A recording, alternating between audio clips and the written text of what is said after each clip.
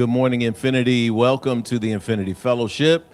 This is Jeff Obafemi-Carr, also known as Rev Jeff, and I am welcoming you to the interspiritual experience that is designed for all people, all walks, all paths, to come together. Those of you who count yourself as spiritual, not necessarily religious, and yet you don't have community, well, you got it now. Welcome to Infinity Fellowship, y'all. We are here for you. This is the moment right before we start service where you have an opportunity to be a part of service actively. How do you do that? Say hello in the chat. We call this our infinite life stream because that's what we see it as. It is a portal to us living a better life, a great life, an awesome life. I want to say to everyone, as you are texting people and letting them know that we are on today, that we are live right now, as you are hitting the thumbs up button, as you are hitting the subscribe button, as you are sending hearts up and re-X's up for us right now, we do want to say Happy Father's Day to everyone out there, to all of the dads out there who are holding it down, to all of the surrogate dads, whether you are in the streets, the community centers, your families, or the classroom. We are grateful for you today. We speak that you are celebrating. Maybe you celebrated last night and you're lying back watching us with your feet up on the couch, whatever it may be that you do today. However, you decide to celebrate, we speak that you have a powerful celebration, that you are recognized, and most importantly, you are seen. Today is third Sunday. That's If Teaches Sunday. That means that we always have something powerful in the instructional area that relates to how you move through life. And we are excited today that Dr. Chezare A. Warren has joined us, professor at Vanderbilt University, teacher, scholar, creative. He's got so many things going, and we're going to have to introduce him and get to introduce him right before he comes up and speaks. But as we prepare to get service started and to open the way in a moment, we invite you to settle yourself, light your candle, put us up on the big screen, do whatever you do to welcome infinity into your home and your space, because you are surely welcome here. We'll see you in a minute. Welcome to Infinity. Welcome home.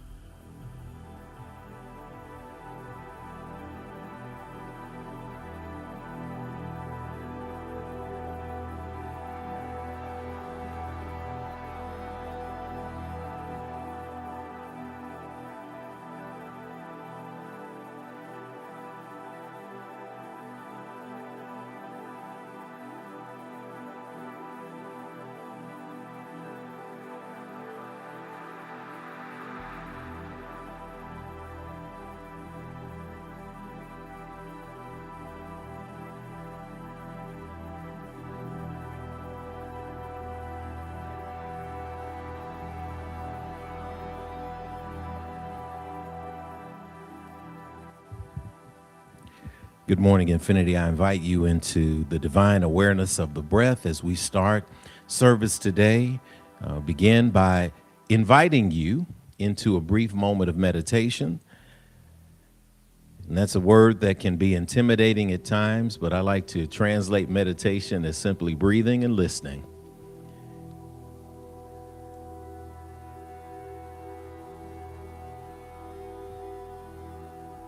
As we are centering ourselves for today, for this right now, we invite you to close your eyes, first and foremost, just to allow yourself a brief moment to tune out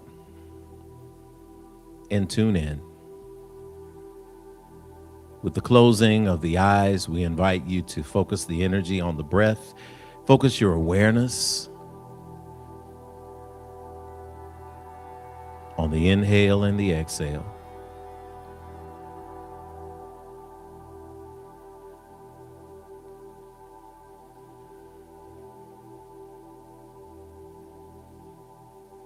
On each inhale, allow yourself to be conscious of your body,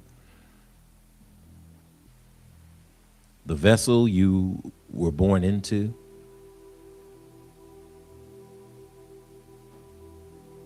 On each exhale, focus on releasing the tension that you feel in different parts of your body.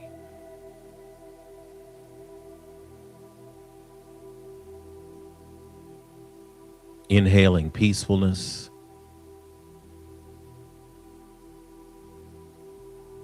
exhaling any stress you might have.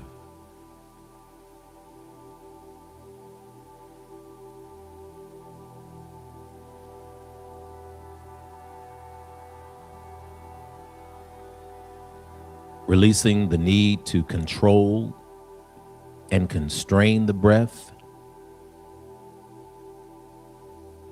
and embracing the ability to allow the breath to grow deeper.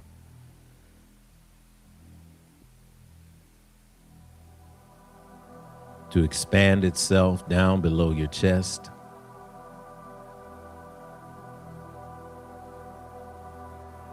down to that deep space below and behind the navel,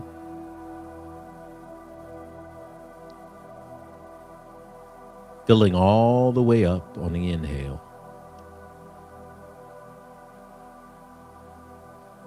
Emptying all the way out on the exhale.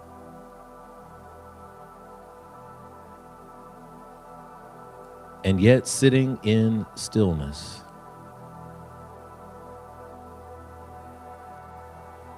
Inhaling, lifting the heart.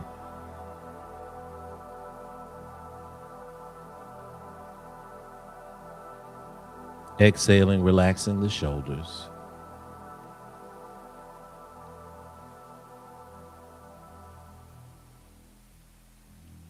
Focusing not on what is to come, what is to do.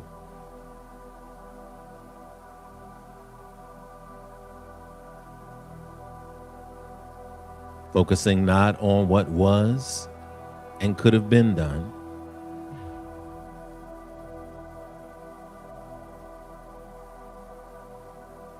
Instead, focusing on the right now.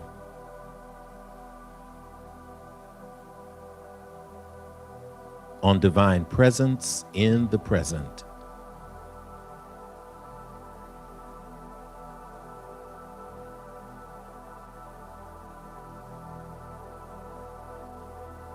Inhaling the awareness of the good.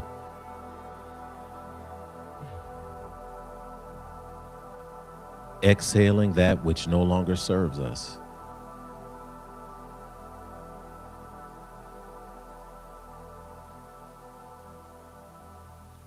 Continuing to breathe just like this.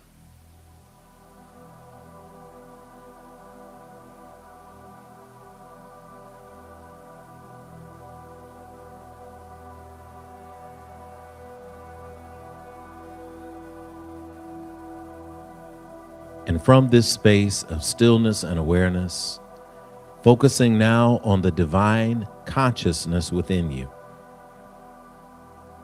That divine spark that connects us to the God of our acceptance and understanding.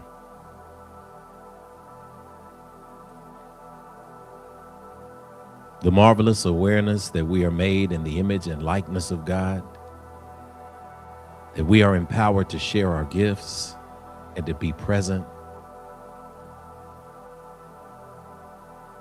And we see and feel that energy as light, the light of healing, the light of love, the light of abundance, filling us to overflow with each inhale. Sharing this light, sharing this love with each exhale.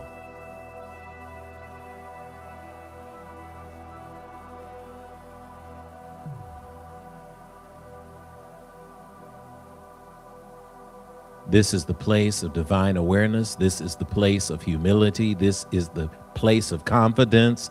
This is the place of knowing. And it is from this place that we move into a place of prayer, a place of pouring energy into realignment for manifestation. And as we around the world and in the place begin to bow our heads and open our hearts, we invite for this prayer Brother Tyrell Lindsley, who will lead us even as we contribute that which we need into this space right now, knowing that everything that is contributed from every single prayer that is coming in right now is manifest as good, and it is done. So Brother Tyrell will lead us in as the voice of infinity. Ashe.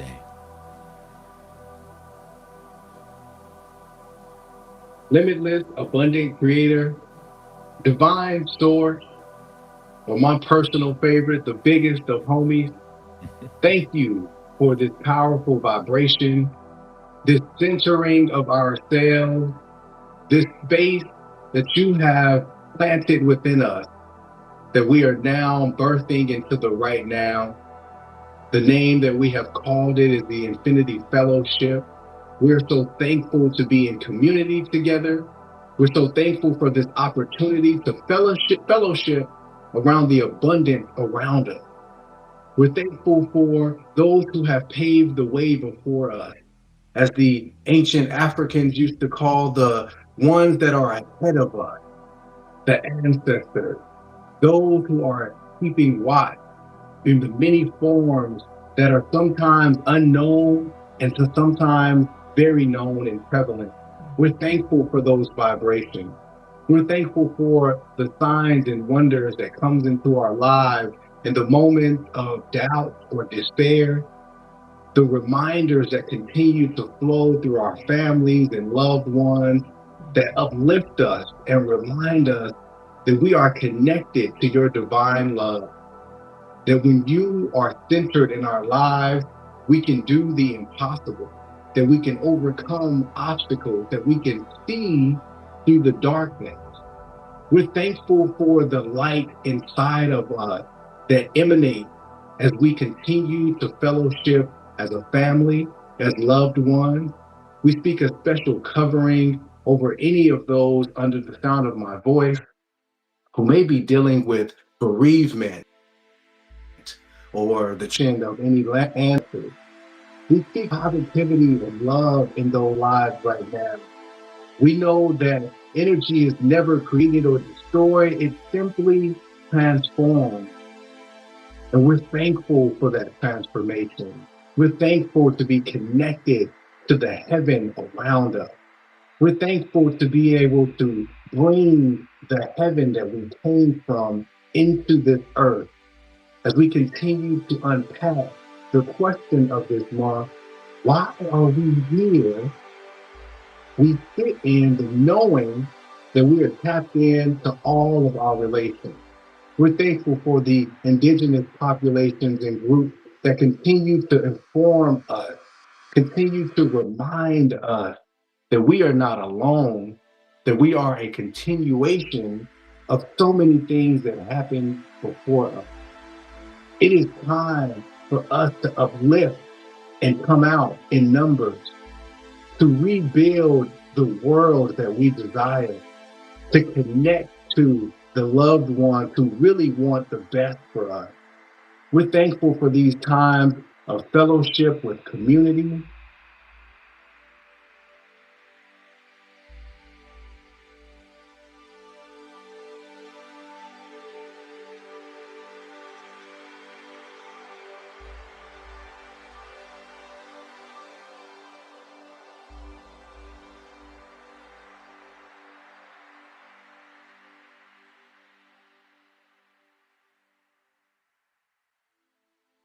Continual energy in continuance.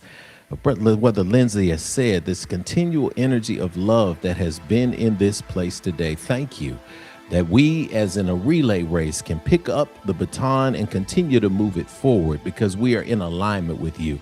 So thank you for every prayer. Thank you for every utterance that has been happening in this moment right now. Thank you for every single proclamation that has been made right now. And as we proclaim in this moment that our energy is with Brother Lindsley and Brother Webb and the entire Rootstock Collective, that everyone that is contributing to this service today will be able to play in a joyful way in this spiritual playground. Thank you today for our speaker and for Dr. Warren and his expertise and for everything that you brought him to and everything that you brought him through in order to educate him in a way that made him not run away from, but back to his community. We speak that this energy that is here today is profound, is an energy of love, is an energy of power, is an energy of unity, is an energy of togetherness. And we proclaim these things and know them to be true. And so it is. Amen. Amen. Hotep. Shalom. Namaste. Ashe. Ashe. Let us prep our minds for our pouring of libations as we send thanks to Brother Tyrell for setting off such a prayer that has shut the internet down. My God, my God, my God. I love it when it happens this way. Ashe.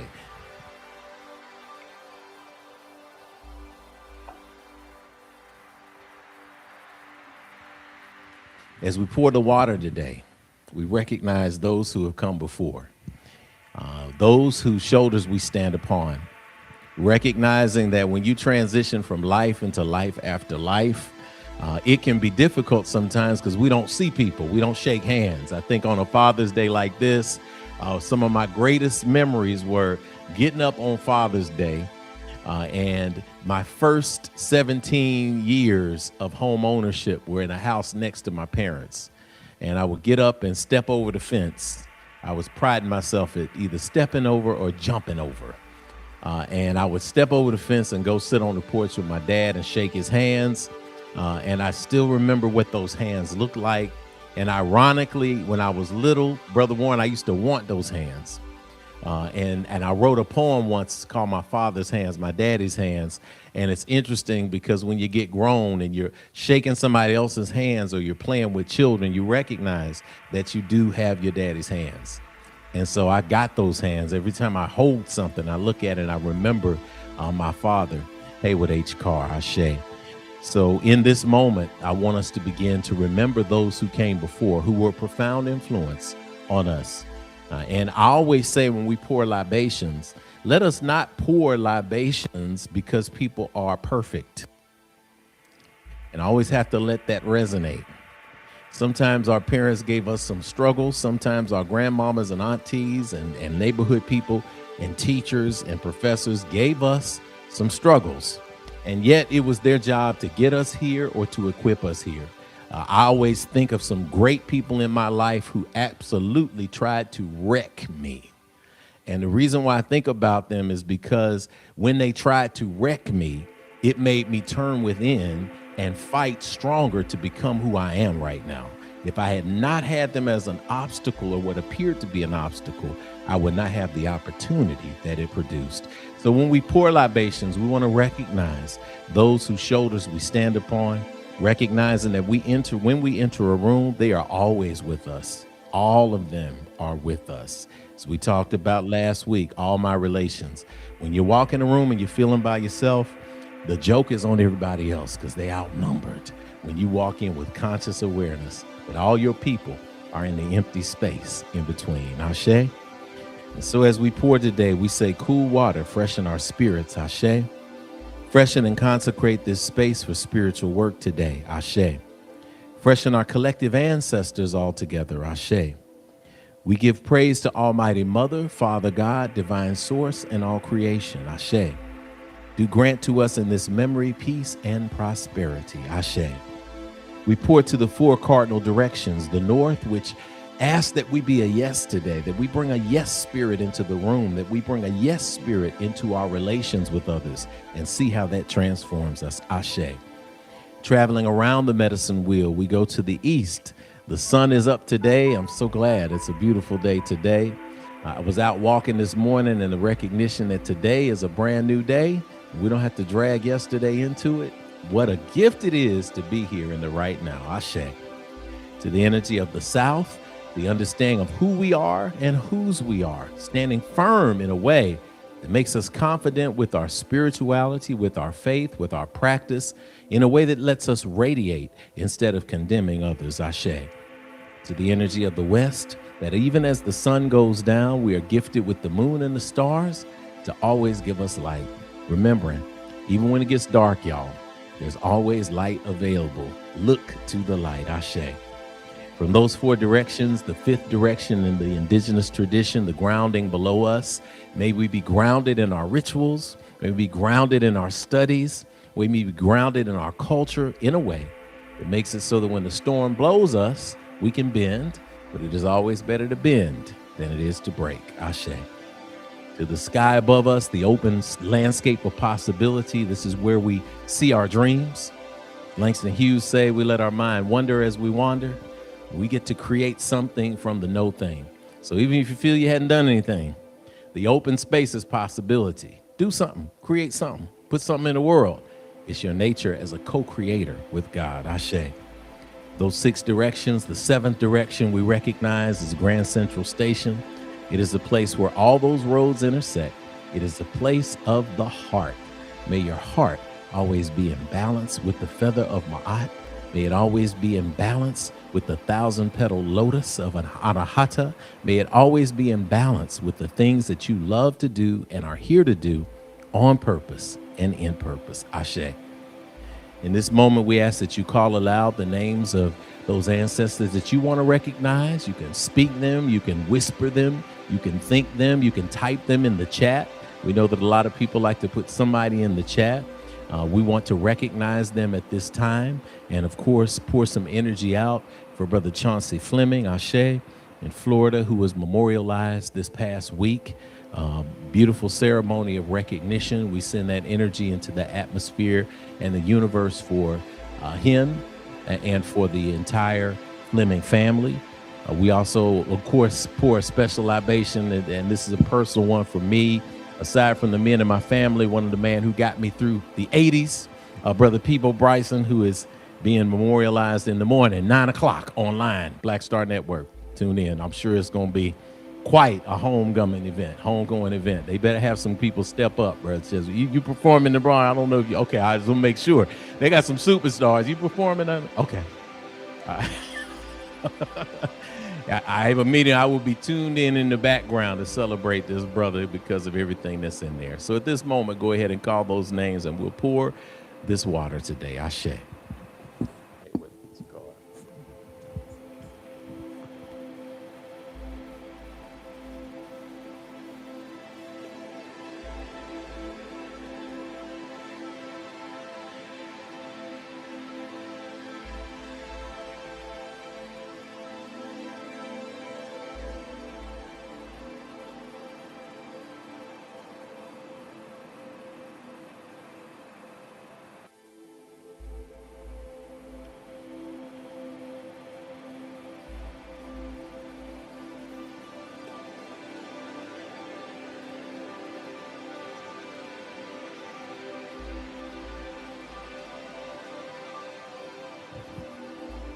And finally, we pour for the children in the world, the children in the womb, and the children yet unborn. And we say together, Ashe, Ashe, Ashe. Oh, we are here in this Third week, fourth week, almost fourth week, but our third week of the What Are We Doing Here series at Infinity Fellowship. We've been asking that question, and some of you may have tuned in because you saw the flyer online. And you know, we're going to be talking about some deep issues today that are powerful and yet very present, very real, very tangible. That's what we love here. A lot of people say, well, what are we doing here? What kind of service is this? What kind of energy is this? Well, to let us know about that, we go down to the great city of St. Louis, Missouri, and we bring on Dr. Jerome E. Morris, who will be bringing us our statement of infinitude. We turn it over to Dr. Morris and say Asheo. Good morning, Infinity, and welcome into the Infinity Experience. Great to see everyone here.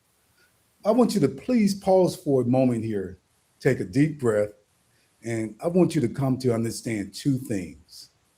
We don't tell you what to call or how to define the God of your own existence, of your own personal acceptance and understanding. That is an intensely personal and beautiful relationship. Here at Infinity, we affirm your unique connection. Whatever you call that energy source, you hear us say, God interchangeably with the universe, the God of your acceptance and understanding, divine source. What you see when you look in the mirror is proof that it was showing off when you were created after the same image and likeness. It's time to speak aloud the core agreements that bring us together at the Infinity Fellowship. We call that infinitude. Infinitude is defined in the dictionary as the state or quality of being infinite or having no limit. We have a unique mix of faith backgrounds at Infinity. But what centers us is the spirituality we all share in common. For us, infinitude is defined as infinity with an attitude. And that attitude is gratitude. And the snap you just heard is the spiritual practice that gives us life and meaning. The S is for spirituality that transcends religion and connects you to the God of your own understanding. The N is for nurturing of ourselves and others, mind, body, and spirit. The A is for action because we take action on our callings and walk in our divine purpose every day. Finally, the P is for the proof that our spiritual practices manifest fruit in our lives through the building and maintaining of healthy and prosperous families, relationships, careers, and dreams.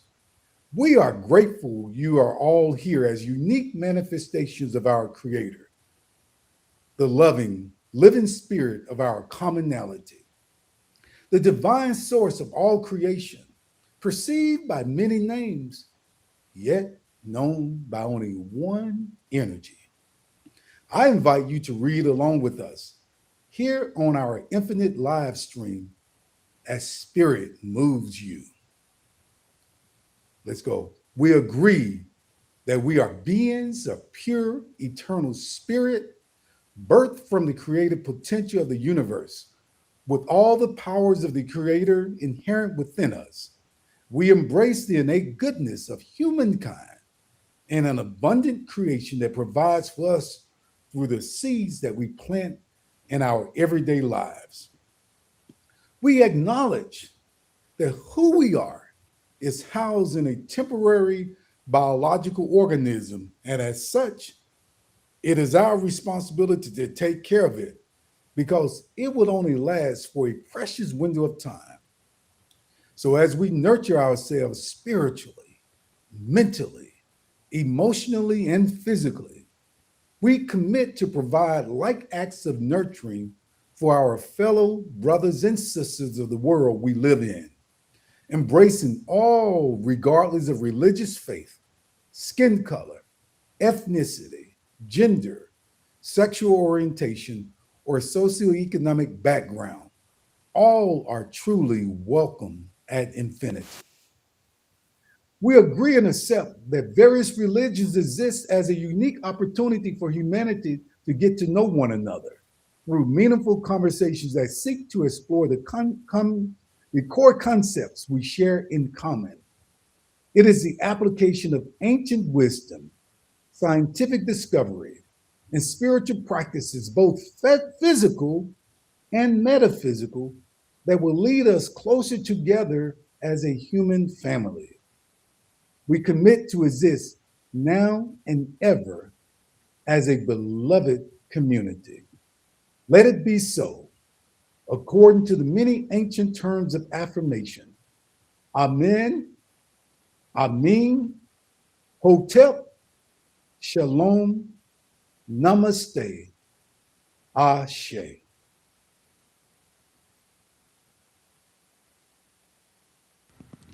And so it is. We appreciate that, Dr. Jerome, man. I might have to start calling Jerome Bishop Morris. He got that bishop voice on today, man. We might have to do that, man. Ready to preach today. We got the strong. Y'all notice we got the fathers holding it down in Infinity today. But we're going to get some assistance from one of our divine feminine principal moms here at Infinity. Lady Kanitha is going to lend her voice to the service today to say good morning to you. We want to generate some gratitude in the chat. I want to give you the early warning to go ahead and share something that you are grateful for. Go ahead and just say my name is and one thing that I'm grateful for. And after we welcome our visitors, we're going to then go immediately into gratitude. We're just going to sing good morning a few times, and we're going to go through, post some of your comments on the thread so that people know what it means to be grateful. We are grateful here today. First off, I want to welcome our visitors. My name is Jeff Obafemi Carr. I'm also known as Rev Jeff here at the Infinity Fellowship, and we are grateful to welcome you here. We want to bring a slide up for you so that you can see how to get a welcome card from Infinity Fellowship, and that is appearing on your screen right now. There's a QR code to the top right. And if you just hold your phone up to the QR code or hold your iPad or iPod, whatever you have device that you use for scanning QR codes, if you do that, you've got it. And we also made it easier for you, too, because we put it in the chat, too. You have a link. So if you're watching us on your computer, go ahead and click that link. If you're watching us on your phone, you have an opportunity to click that link or scan that QR code. We'll also put it up near the end of service. We'd love to send you a note to say welcome. And when you're in person, first Sundays, we'd love to give you a gift. We got a number of people who've been showing up to service on first Sunday lately. It's been a beautiful experience for people to come into the Infinity Fellowship. This is a place where people make a quantum leap from just harsh religious doctrine into expansive quantum spirituality. We are a community of spiritual thinkers, as Dr. Morris reminded me of a few weeks ago. We are a community for people who do want to think, who want to unpack, who want to grow, and you don't have to do it alone. So I invite you to fill out that form. We do not share your information. We do not spam you, but we do like to let you know in this special welcome that we say every single Sunday that we see you for who you truly are. If you'd like to, and if you're comfortable, put first timer in the chat so that we can know who you are. And our infinite life streamers who watch will shower you with love, shower you with energy, shower you with affection to let you know that we see the real you, the who, what, where, when, and why of you. And most importantly, we see you for what you truly are. You're not just a human being who showed up to have spiritual experience. You are a spirit navigating the human experience. So take a deep breath with us. Exhale, let it go. You can receive this, or you can say it back, or you could send it to somebody in the room. My tech folk can send it around in love as well, but this is what we say. Repeat after me. I see you, but you don't hear me though. I really see the real you. I see who you are. You are a divine manifestation of God's creation. I see what you are. You are a spirit. You're more than what's on the outside. You're a gift to me and to the entire world. I see where you are. You're right here in front of me. You're right on this screen with me, where I can let you know that you're not alone. I'm with you, we're with you, and you are at home. I see when you are. You're in the right now, my friend. You're so much more than your yesterday. I see why you are. You're here to learn, to grow, to embrace your dreams, and to celebrate your divine destiny. I know all this because I'm here to do the same thing. So we're going to help each other out. All right? All right? I know the real you, and I see you shining today. I feel you shining today. I know you're shining today. So welcome to infinity. Welcome home. I say, oh, snap, high five, virtual love, virtual hugs, all of that as we say good morning to you, the lovely lady Kanitha Carr, who is celebrating Father's Day today by radiating her light to all of us. We are ever grateful. Good morning, y'all. A good morning to you. A good morning to you. A good morning to you.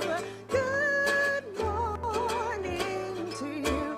And we say a da da da da da da da da da da a da da da da da da da da a da da da da.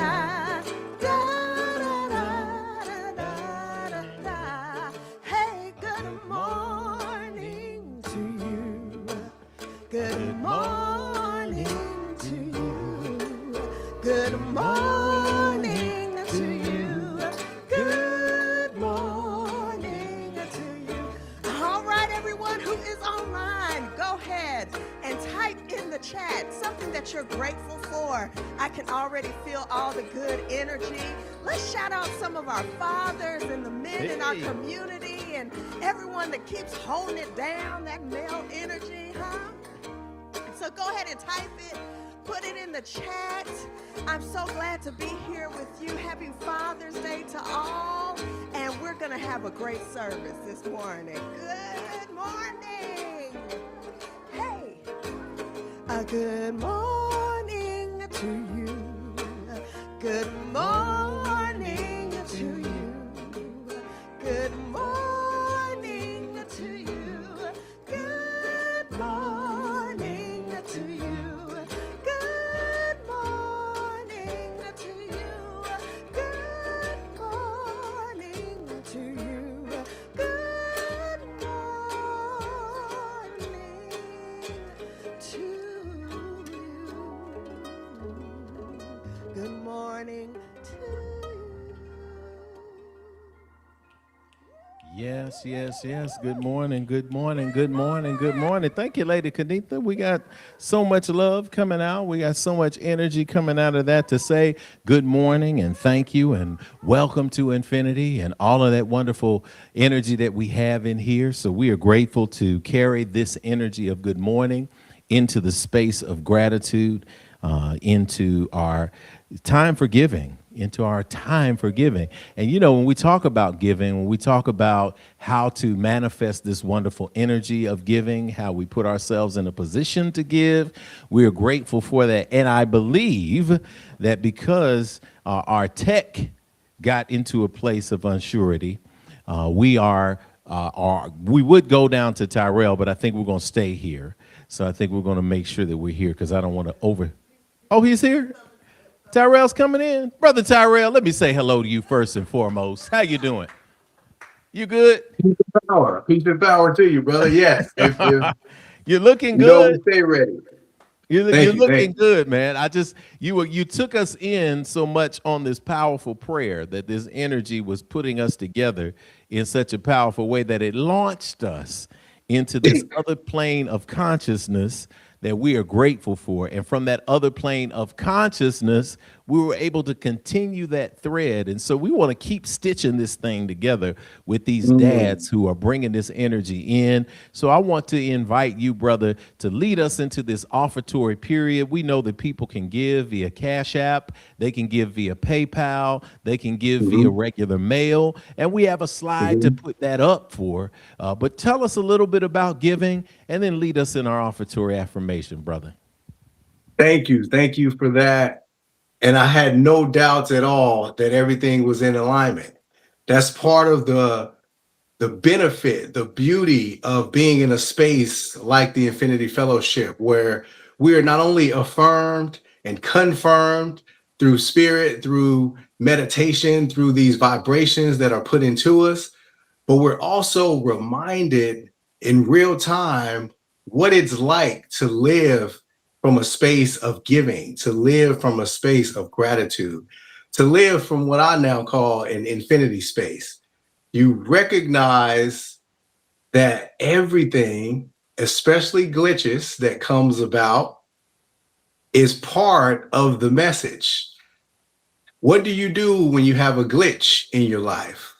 How do you continue to speak to spirit when there's a blockade in the connection that you think you might have? What do you do when you look around and you're in the room by yourself and you can't really see how to get to the next page, how to proceed forward? As we've demonstrated today, this morning already, you surround yourself with people that will not only hold space for you, but lift you up through those times, that can step in at any moment to reimburse you. Reimburse you, because you've clearly left out something that you have valuable, that you really, really, really needed to be reminded about. And I'm so thankful to have a space like this that pours into me in that way, that pours into my family in that way. Thank you to my amazing wife that's at home, still guiding me and giving me beautiful instruction. And of course, having, kept my beautiful babies with me on this beautiful trip. And so I'm so excited for those that are here, that are new into this space, to be able to feel this energy that we get to practice here at Infinity Fellowship. I want to thank you all for partnershiping and partnering with Infinity Fellowship by pouring back into this space that gives and provides so much for us. So what's going to happen is next thing that's going to come up on the screen is going to be our offertory affirmation, tongue twister. And that's going to help us get into the right vibration of giving. And it's not about being right or wrong per se. It's more about connecting ourselves with the abundance of the universe and reminding ourselves that giving isn't just an external action. It actually allows us to receive. It's a reciprocal action. It's a circular action. And so this beautiful affirmation reminds us of that, and it tunes our frequency to that energy. So go ahead and join me by sitting a little bit taller in your chair, getting yourself in a position of power, however you feel that is, whether that's standing or even just sitting a little bit taller. And we're going to say this with affirmation. Here we go. O limitless, abundant creator, source of everything I possess, you have given me the gifts of life, breath, and creativity. You continue to provide for me without judgment or preference, and so I freely return these gifts to you with my whole heart, mind, and intention, knowing that as I give freely with both remembrance and gratitude, the circle of abundance will be unbroken. And so it is. Woohoo! I say,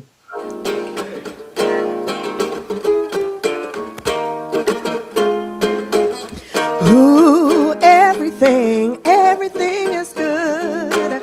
Everything is good, yeah. Everything is good. Oh, everything is good, and I've got it.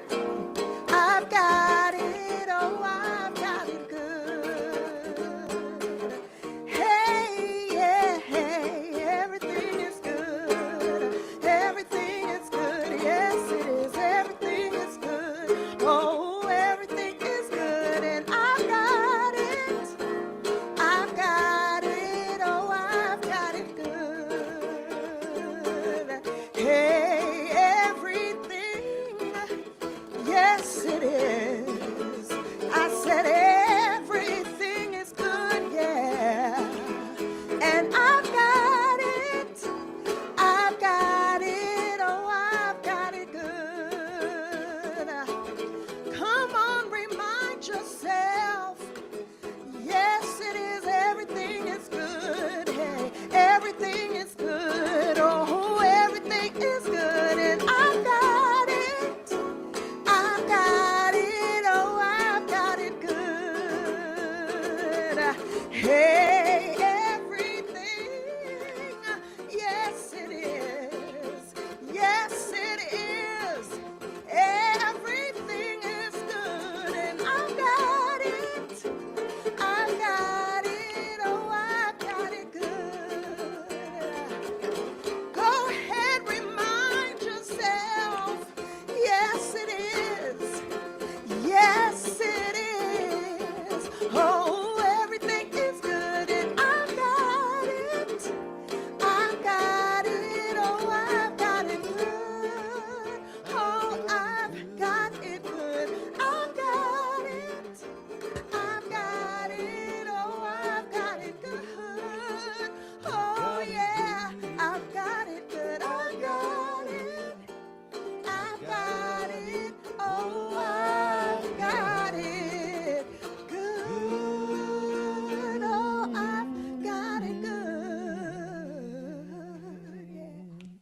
Yeah. Yes, thank you, Lady Kanitha, for that. Thank you for that energy that's in the house today.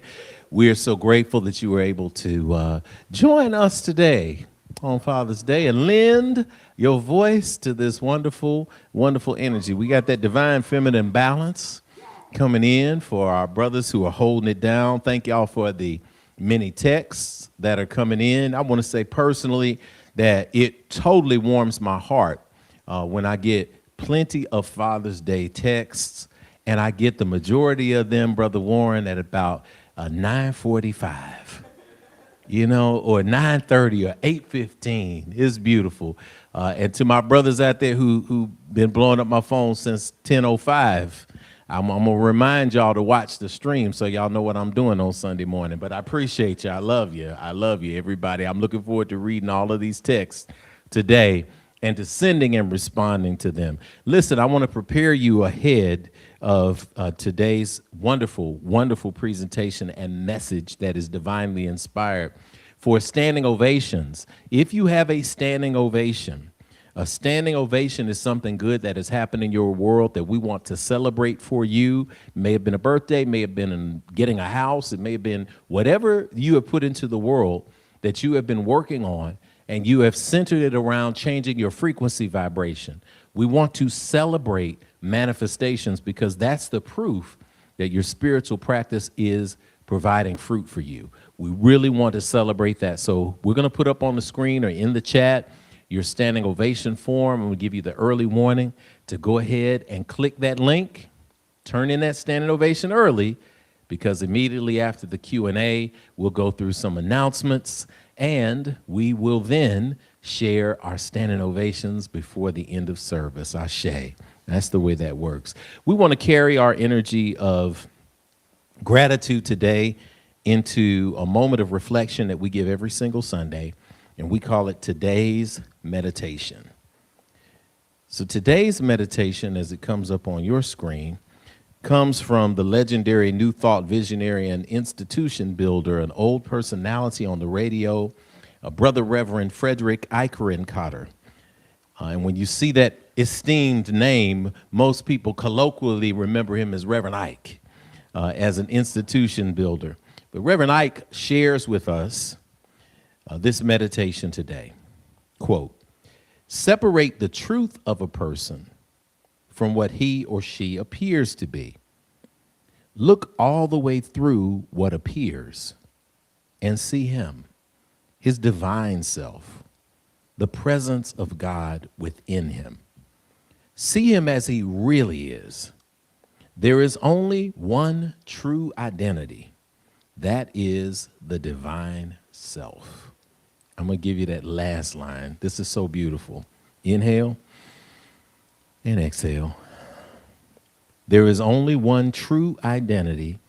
That is the divine self. It's the concept of namaste. The divine in me sees the divine in you. It's the Baptist and Pentecostal, Baptist-costal concept of the Jesus in me loves the Jesus in you. So easy to love. This is what we do. We see our divine self. And so as a person who is manifesting what is divinely been placed in him, I am pleased to bring up in a moment after we sing a verse of a song, a wonderful teacher and instructor, Dr. Chezare A. Warren. I'm going to read his brief bio that's available online at ChezareAwarren.com. Y'all need to visit. I'm going to read the brief bio because if I read his real bio, then I would not get to enjoy my Father's Day because this brother is the truth. Dr. Warren, PhD, MBA, hails from the south side of Chicago, grandson of a Jamaican immigrant. He earned a Bachelor of Science in Elementary Education with a minor in mathematics from the University of Illinois at Urbana-Champaign. He would go on to become a middle school math teacher and instructional coach at 2 turnaround elementary schools in Chicago. When you have a scholar who has also been in the classroom, you know you have that balance. After nearly a decade of K through 12 teaching and leading, Chezare began a career in higher education upon receipt of his PhD from the University of Illinois, Chicago. He completed a postdoctoral fellowship in the Graduate School of Education at the University of Pennsylvania before beginning his tenure-track career at Michigan State University in the departmental home of the #1 program in elementary and secondary education. Dr. Warren's training in policy studies, urban education, critical race studies has led to the publication of 3 books and more than 50 articles, chapters, reports, and commentaries since 2013. Chezare's academic achievements have garnered national and international recognition. You should check out his TED Talk, nearly 100,000 views alone. Beautiful, beautiful talk about empathy. He is a recipient of 2 early career awards from the American Educational Research Association. In 2019, he was the first faculty member in Michigan State University College of Education history to be awarded the National Academies of Science, Engineering, and Medicine Ford Foundation Postdoctoral Fellowship, and in 2024 delivered the Charles DeGarmo Lecture, the highest honor awarded to an education scholar from the Society of Professors of Education. A highly sought-after speaker, Dr. Chezare Warren has held visiting appointments at Stanford University, New York University, Teachers College, Columbia University, and when he's not reading, writing, teaching, or speaking, you're also going to find him writing original music, volunteering as a member of 100 Black Men of Middle Tennessee, and of course, Alpha Phi Alpha fraternity, and of course, doing a ton of other creative things. He's a creative, he's an intellectual, he's a natural-born teacher. And after a verse of the song that sets our vibrational frequency on third Sundays, the next voice you will hear will be that of Dr. Chezare A. Warren. And I'm telling you right now, get your notepads out, get your journals out. Our brothers who have been streaming with us are going to join us for a Q&A. You're going to have an opportunity to interact with Dr. Warren. This is my infinity chest bump moment. It's not chest bump of arrogance, it's a chest bump of pride that we are a spiritual community that doesn't just give you something that you're supposed to believe, but it gives you something that will challenge you, yes. And you get the opportunity to respond in real time because that's real spiritual growth. That's the land that we are growing. That is what we are cultivating. So I invite you to come and go to that land. Why don't you come and go to that land. Why don't you come and go to that land where I'm bound, where I'm bound. Why don't you come and go to that land? Come and go to that land. Y'all come and go to that land where I'm bound. Oh, there is wisdom that's in that land. Oh, there is wisdom that's in that land. Y'all, there is wisdom that's in that land. Where I'm bound, where I'm bound. Oh, there is wisdom in that land. There is wisdom that's in that land. Y'all, there is wisdom that's in that land where I'm bound. Oh, don't you wanna go with me to that land? Don't you wanna go with me to that land? Y'all, don't you wanna go with me to that land where I'm bound? Oh, yeah. Don't you wanna go with me to that land? Don't you wanna go with me to that land? Oh, don't you wanna go with me to that land where I'm bound, where I'm bound.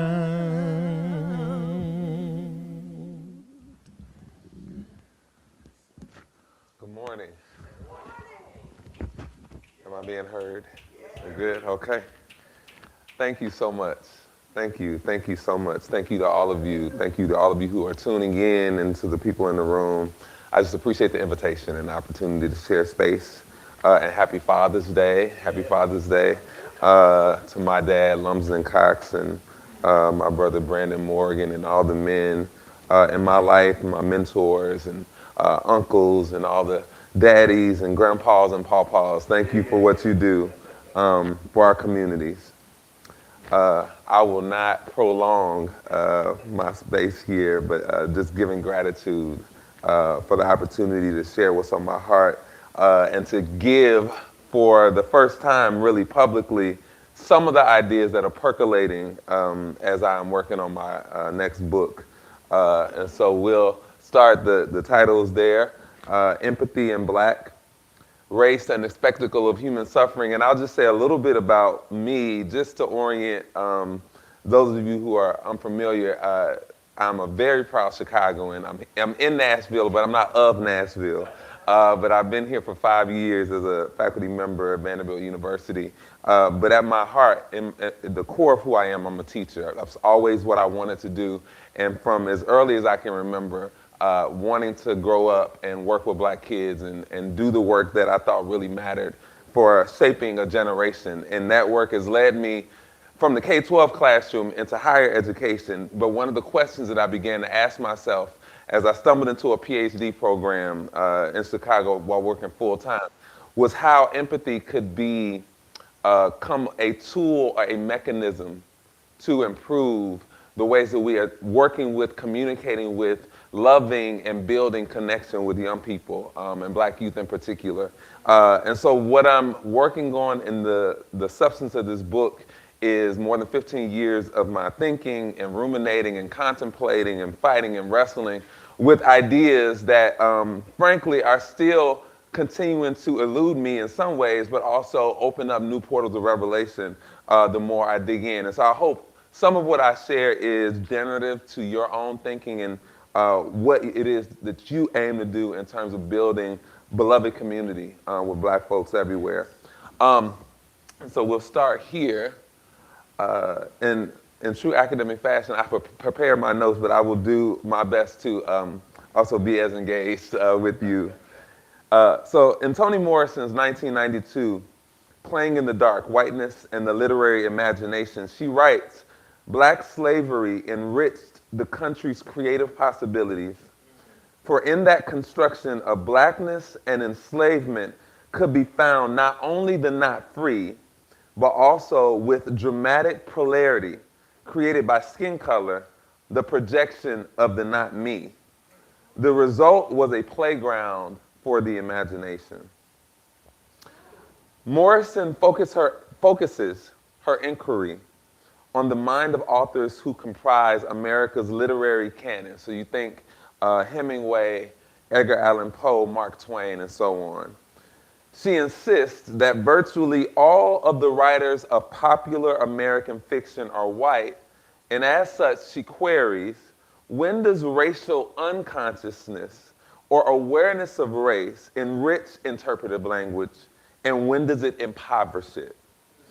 She further asks, what happens to the writerly imagination of the black author who at some level always is conscious of representing one's own race to and in spite of a race of readers that understands itself to be universal or race-free? So she's talking through a contradiction of sorts.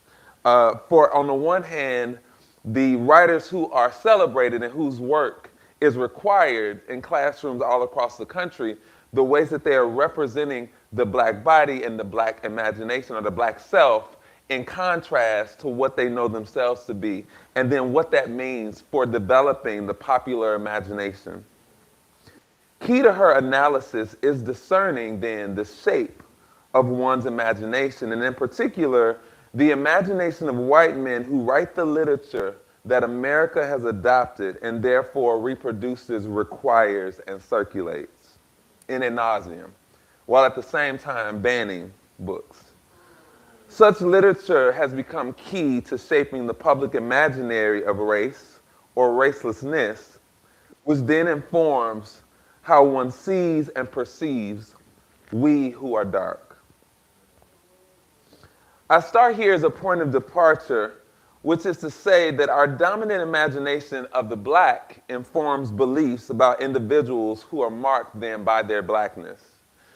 For example, what do weddings symbolize and what colors do brides tend to wear? We tend to associate in the popular imagination white as innocence and purity, while on the other hand, what do we wear to funerals? And what color do we wear to bury our dead? And the associations of black then to evil and death and criminality. There's a relation of power that is produced in and through imagination of black versus white, which is far less about the category of race itself and much more about what social meanings such categories confer on particular bodies. So I say this to say, we have the language and the category of black and white, but these words mean very little without the sort of conceptual work that's done to create meaning that we then confer on bodies who we perceive to be white or we perceive to be black. And then that matters for how we interact with those bodies and how those bodies then interact with social institutions in our country. Consider on the one end, whiteness to be aspirational and the evidence that's ubiquitous in that there is a global preference for whiteness and therefore representative of the full human experience, while on the other hand of the sort of grand continuum that their blackness represents a sort of nightmare to be absconded, disdained, and disavowed. My book, Empathy in Black, is grappling with the significance of leveraging a human capacity like empathy in service to a group of people who have been broadly unimagined as human. That is, to borrow from Martin Luther King Jr., who gave an interview about 11 months before he was assassinated, where his racial politics becomes much more aligned than we give him credit for with Malcolm X, and his sort of structural understanding of the social world. And one of the things that he says is that slavery thingified the enslaved, right? And made them a property, a tool that the nation then appropriates for endless wealth accumulation, whose unpaid labor to this day is foundational for establishing America as the economic superpower that it boasts itself to be. The social and political construction of blackness has been made then to be incompatible with the properties of humanity, which undoubtedly overdetermines how Black life is read in the everyday. What do we mean when we make the public declaration? Why did we even have to make the public declaration that Black lives matter? It's not just that Black folks want a seat at the proverbial table, especially when the table fails or flat out refuses to recognize Black personhood. And as such, our deservingness to be treated with dignity, to include all the rights endowed by God the Creator. What we've gotten in return for our contributions in over 250 years of slavery is a societal condition of Black suffering that is inescapable and interminable. Black suffering is the landscape to the everyday of Black life. It's the disproportionate use of exclusionary discipline with Black children. It's the mass firing of Black women across multiple institutions at will. It's the mass incarceration of Black men who are ensnared in the prison industrial complex. It's the loss of essential social services, in part due to the racialized tropes that get projected on the Black women as the welfare queen. It is the Supreme Court reversing key civil rights legislation and the consideration of race in college admissions. It is purposely erasing and denying the ongoing contributions of Black queer and trans folks to the broader freedom, Black freedom and civil rights struggle. It is working harder to get half as much or less. It is us outperforming our peers across every measure of achievement and still receiving resistance while having to overcome the barriers that our compadres never had to overcome, never had to face, never had to consider. Black suffering is Black folks living with the knowledge of our intimate social location to vulnerability and precarity, haunted by the risk of deadly force at any time, no matter what the mundane task. We could be sleeping, we could be walking home from the store, we could be talking on the phone, we could be asking for help. And no amount of empathy can overcome this condition. And that's hard, that's a tension. In a world, I'm from Chicago, and we just celebrated forever President Obama opening the Obama Center. And he lives on the plane of hope. And we need more empathy. But empathy cannot overcome, and hope cannot overcome the condition of Black suffering. The psychic, the physical, the financial disparities and duress that Black folks face and are under is, in many ways, and folks have argued, inescapable. You've probably heard the saying, seeing is believing. And a lot of what we believe about the world and the world that we live in is through our experience and fact. And fact is generally tied to empirical evidence, that which we can observe. But I've come to understand that our ability to see is far less physical and far more ideological, spiritual, and experiential.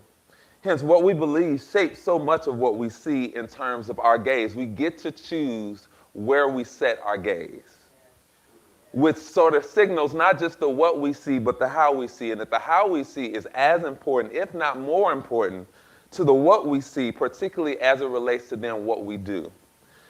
Our interpretation of the physical, our sense-making, our ability to align perspective with the subject of empathy's expression relies significantly on how we see. If we are engaged in the act or the use of empathy to improve the human condition. And the effectiveness of empathy's expression then hinges on our ability to see Black folks. So then, what are the limits and possibilities of empathy to refuse or disrupt the conditions of Black suffering? That's the question that motivates many of the ideas that's in the book. I'll preview just a few of them here.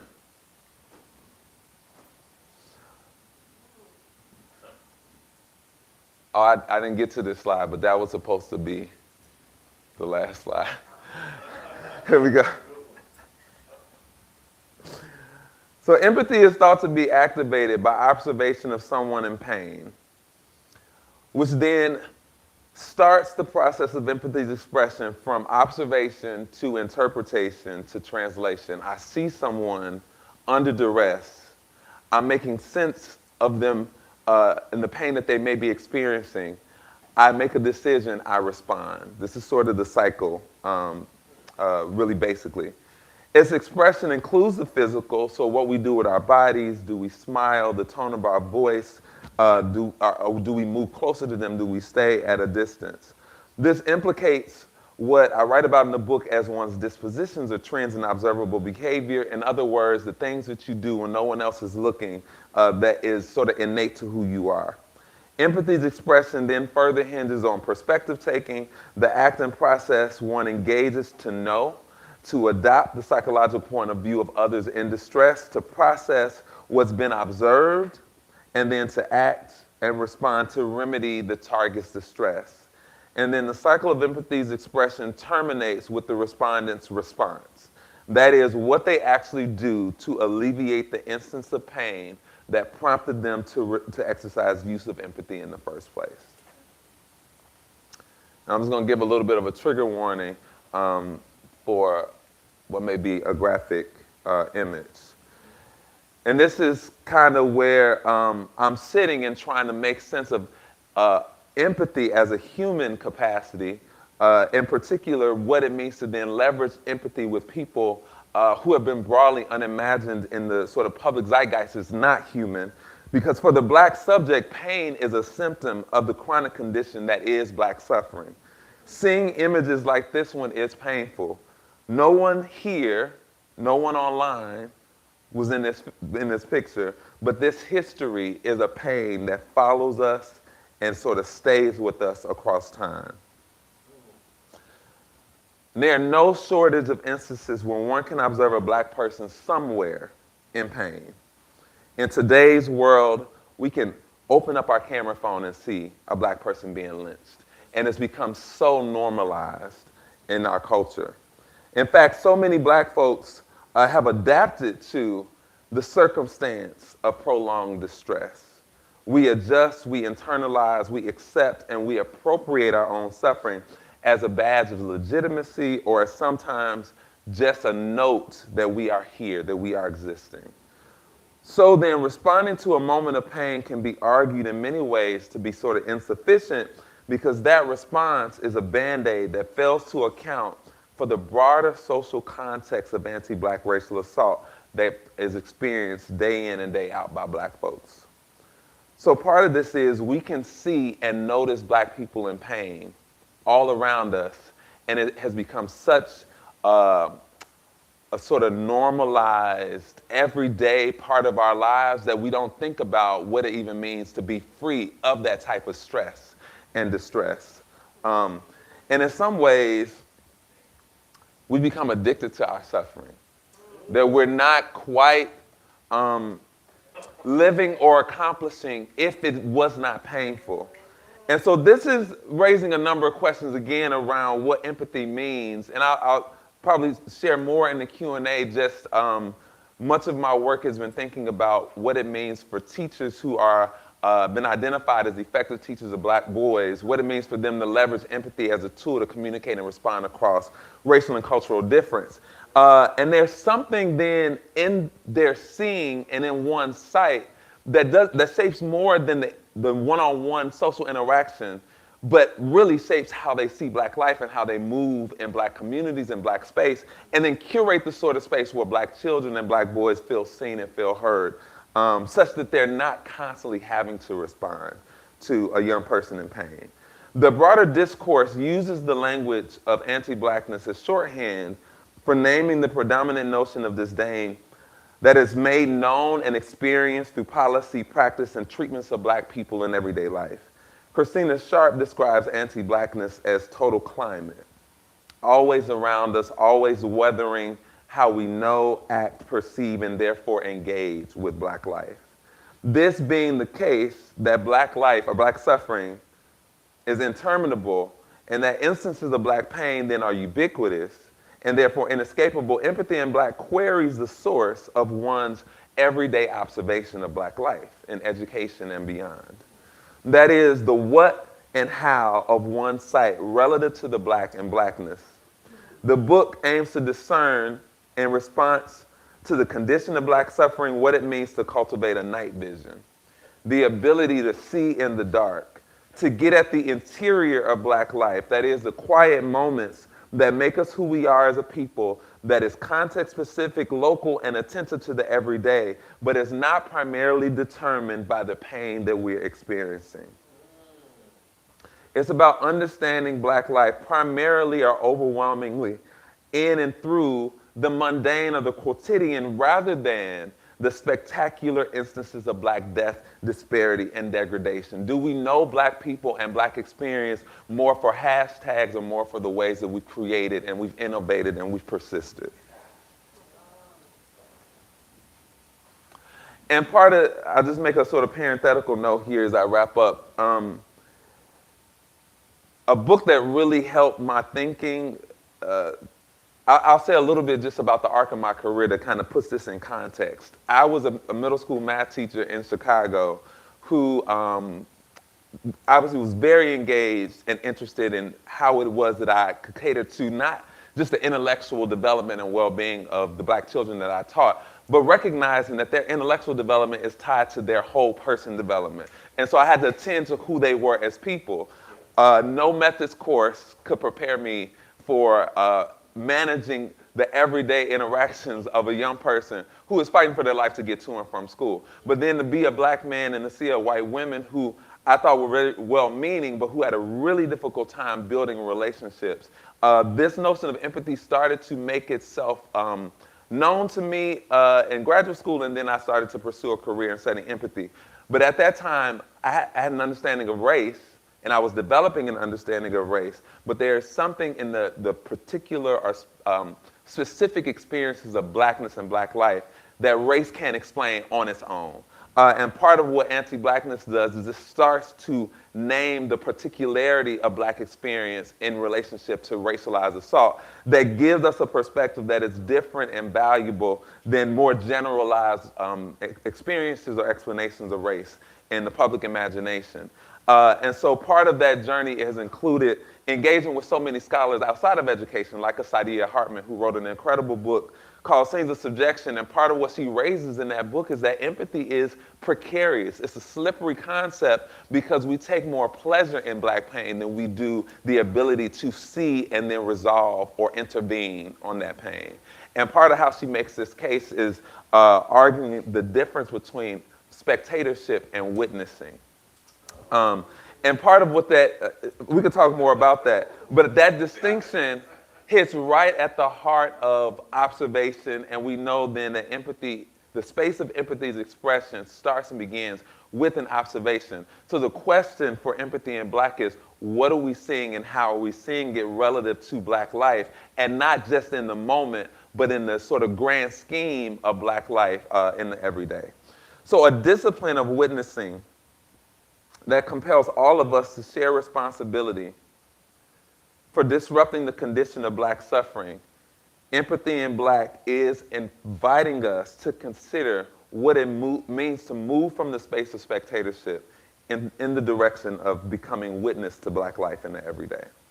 By noticing both the history of wrongdoing experienced by black folks across multiple generations, but also the ingenuity and fortitude of black folks to exist and persist despite 400 years of persecution amidst desperate cycles of black progress and white backlash. We are in a moment where we are having to manage the consequence of black progress and the sort of very anxious pushback and race to undo all of the civil rights progress that we've made in this country. And this is just sort of part and parcel for a larger project, a white dominance and white supremacy that black folks have always struggled against. And so I think this book is coming at a really important time to sort of think through why empathy matters, how it can matter, both in the interpersonal but also the institutional and the societal. So, thank you.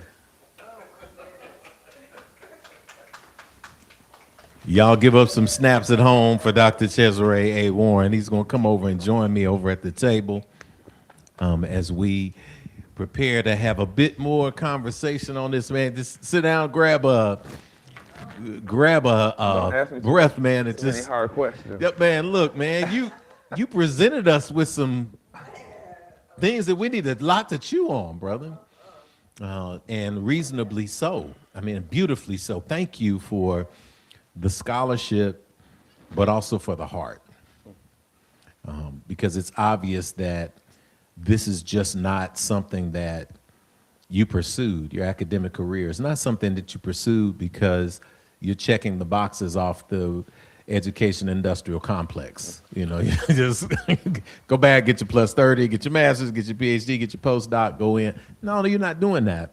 But I do want to get a little background because I know the brothers are chomping in the room. If you heard something online and you have a question, comments, or observations, by all means, drop them in the chat so that we can get to them. I'm going to bring back the brothers. They're going to have some questions to ask. I know they're looking forward to that. But what inspired you to pursue what many think is just none of their business anymore? Teaching and education.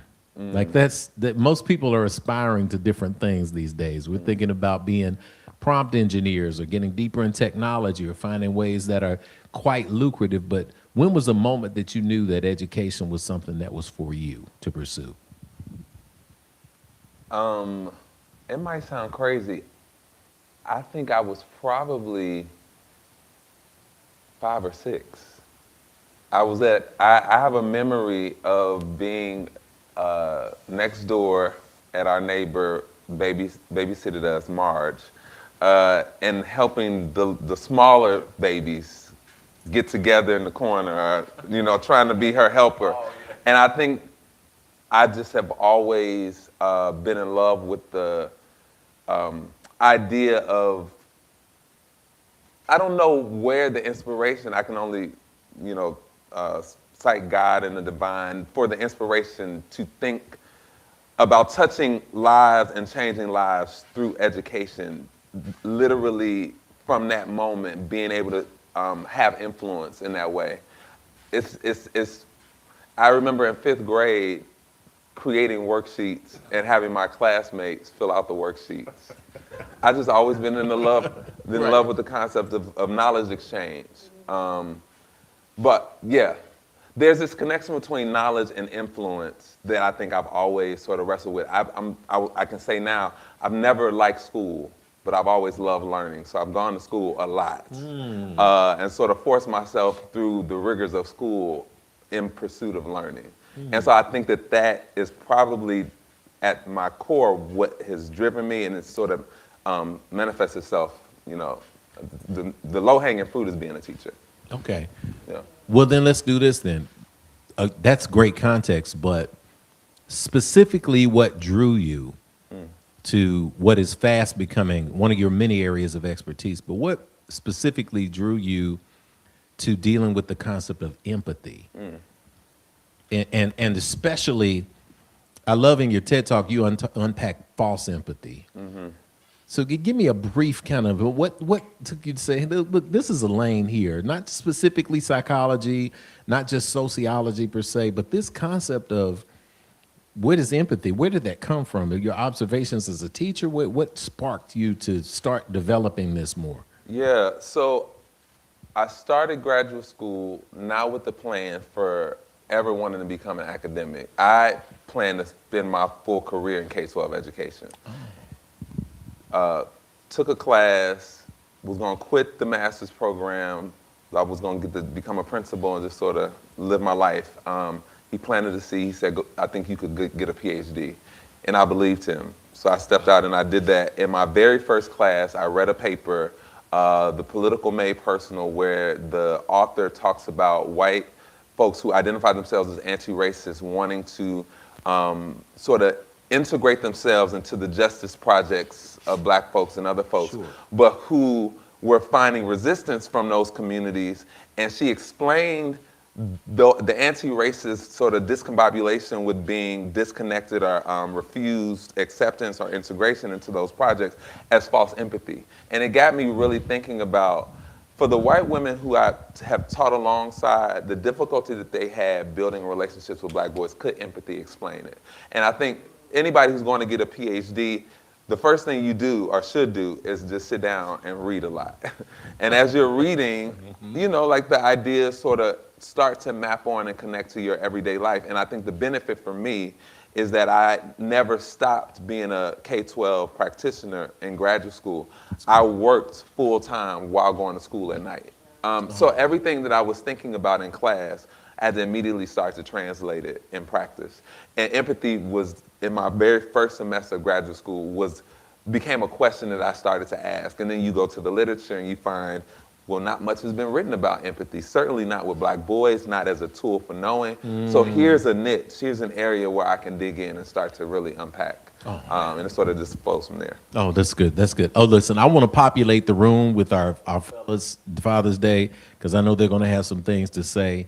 So I'm going to fill them up, put them in the room right now, bring them on back in. I think I've got Tyrell.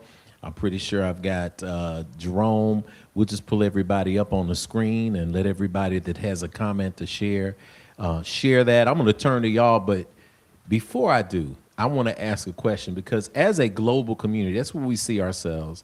We see ourselves as seeing people beyond just what their outward physical identity is. And yet at the same time, that's an important lens. So we can't minimize that energy. We can't just say, when you see somebody walk in the door, they have identity.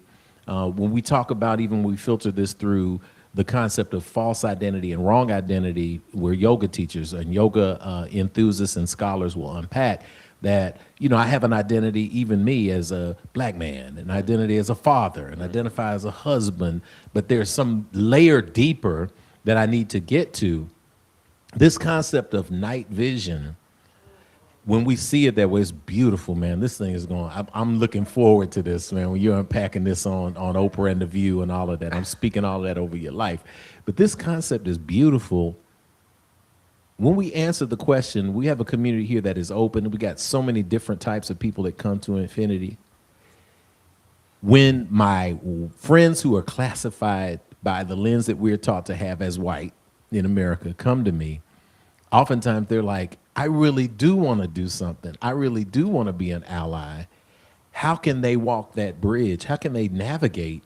How can they be a good ally if they feel that they're not going to be welcome? How do they walk the line between what they may practice as false empathy without knowing it, and reaching a place of empathy that allows them to be true allies? And in what ways can they be allies? Yeah, that's a big question. Lots of folks have written about this. In fact, some people have even moved away from the language of ally to invite white folks to be more active, to be co-conspirators.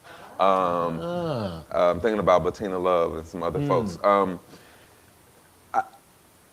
The thing that occurs to me, and the thing that I share with my students, is there is a desire when you see someone, or you come into knowledge of pain existing in someone's life, to try to want to intervene, to do something, to undo that pain. Yeah. In some ways, though, if you are white, you can do that without actually ever being in touch with the people who are in pain. You can do that in the areas and the spheres of influence that you occupy. There is something significant and valuable to having conversations with your neighbor or the person you go to the grocery store with, where you start to, and this is the thing, we are ignorant until we're not, right? We get information and then we get to choose what we do with the information. And I can bring this home in this way. When I taught at Michigan State, I would often teach white students who not only never had a black person in any sort of form of authority, but they were meeting black people for the first time ever in any capacity, showing up into my classroom, right, their freshman year. And then I'm teaching them about race. Wow. And so by Thanksgiving, they're completely undone. They're overwhelmed. What do I do with this? And it's really curious to me because they will use the language of, wow, my history has been whitewashed. I never knew all of these things. I mean, like, just think of the language that you know the word whitewash, but you didn't know about the Oklahoma massacre, right? The Tulsa riots. What I tell them is you have an opportunity to go home at Thanksgiving and just talk about what you learned with your family in Alpena, Michigan. That's valuable. And I think we discount the role and function of being in community with the people we're in community with until we invite it into community with the folks that we desire to help. And part of how you do that, I think you do that in any good relationship. You show up and you be present and you give and you share without any expectation for anything in response. And I think being racist is far worse than being called racist. So if you're scared to do something because you might be perceived as racist, that's also a problem. We're gonna all make mistakes. Yeah, that's right. White supremacy was bad for all of us. And you sit on the other side of this coin. And so if you do something and you get pushback, take that as a data point, don't take it as a frustration. And this is partly the paper that I was talking about, this sort of work around identifying yourself as a white anti-racist, but then coming into conflict with people who desire for you to help from a distance and you want to be closer. She describes this as false empathy because you're thinking of yourself as more empathetic than can be confirmed by the people who are supposed to benefit from your empathic expression. And so empathy is not empathy just because you say it is. True. It has to have an impact that is favorable for the person who's receiving it. So part of that work is actually learning how to be comfortable maintaining distance until you get invited into the space. And it doesn't help that you're centering yourself. When you, 100%. right, It's you not find a way to empathy if center you're yourself. egotistical. Why do you not want me there? Right. And I say, well, I just need you to book the facility or That's help us it. with that. And that's Give the way me the we money help. and let me manage it. Right. Or even in politics, right? We see this in politics. And then, brothers, I'm coming to y'all because I don't want to dominate. And we got some questions already coming in online. But we see this in politics. I see this in business. And ironically, it's like nobody watched the Malcolm X speeches on white liberals. And people really want to help.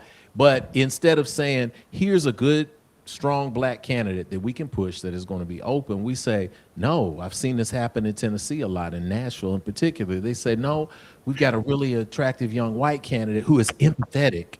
And let's all get together because they have an opportunity to win. And it's better for you to follow us and we'll look out for you than it is for us to follow you. Yeah.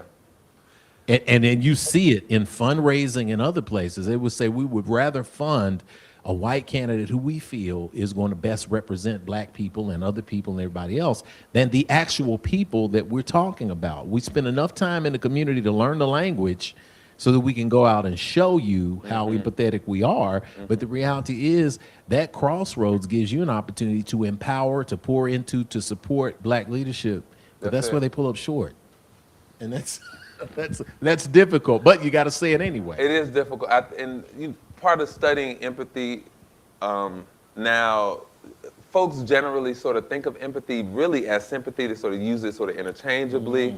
And empathy at its core, as I've come to understand it, is a mechanism for knowing. In some ways, when you say I have empathy, you're saying I have a form of knowing that is intimately connected to the person or persons that I aim to know. And in other words, if I say I have empathy for you, what you're attempting to communicate is that I have an understanding of the world as you understand the world. And therefore, am, depending on my social location, if I'm a white person, you may have then some sort of social capital or cultural capital that should empower you to be able to respond if I'm exercising use of empathy on behalf of someone who will respond for themselves if they had the position of power and privilege you did.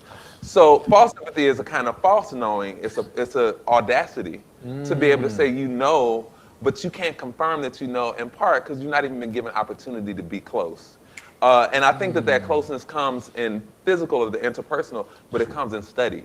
It comes in opportunities to observe the world and to discern history as history is told through the eyes of the people who have been on the worst sides of history, not just through the official knowledge, right, that many of us have inherited. Okay, yeah, so you already, I'm not going to be anecdotal and tell a story of someone who was sitting next to me at a meeting and they say, no, but for real, I'm good because I've been invited to the cookout. And I said, Why We did we gotta do stop that? doing that. Why did we do that? Why did you tell me this? You're telling me that you got And now I invited. have a knowing I didn't need to have. I didn't need to know that. Okay, thank you. And then like you go through vetting, who was it that invited you, etc. But I'm gonna bring up. Let's go to. We got some people on the screen. Let's go to Brother Tyrell and see you, Brother Tyrell. I think you're on the screen. Let us know, man. Peace, What peace. what came to and through for you, and share it with us. I wanted to pivot to Dr. Jerome, and I'm just kidding. Thank you guys for this discussion.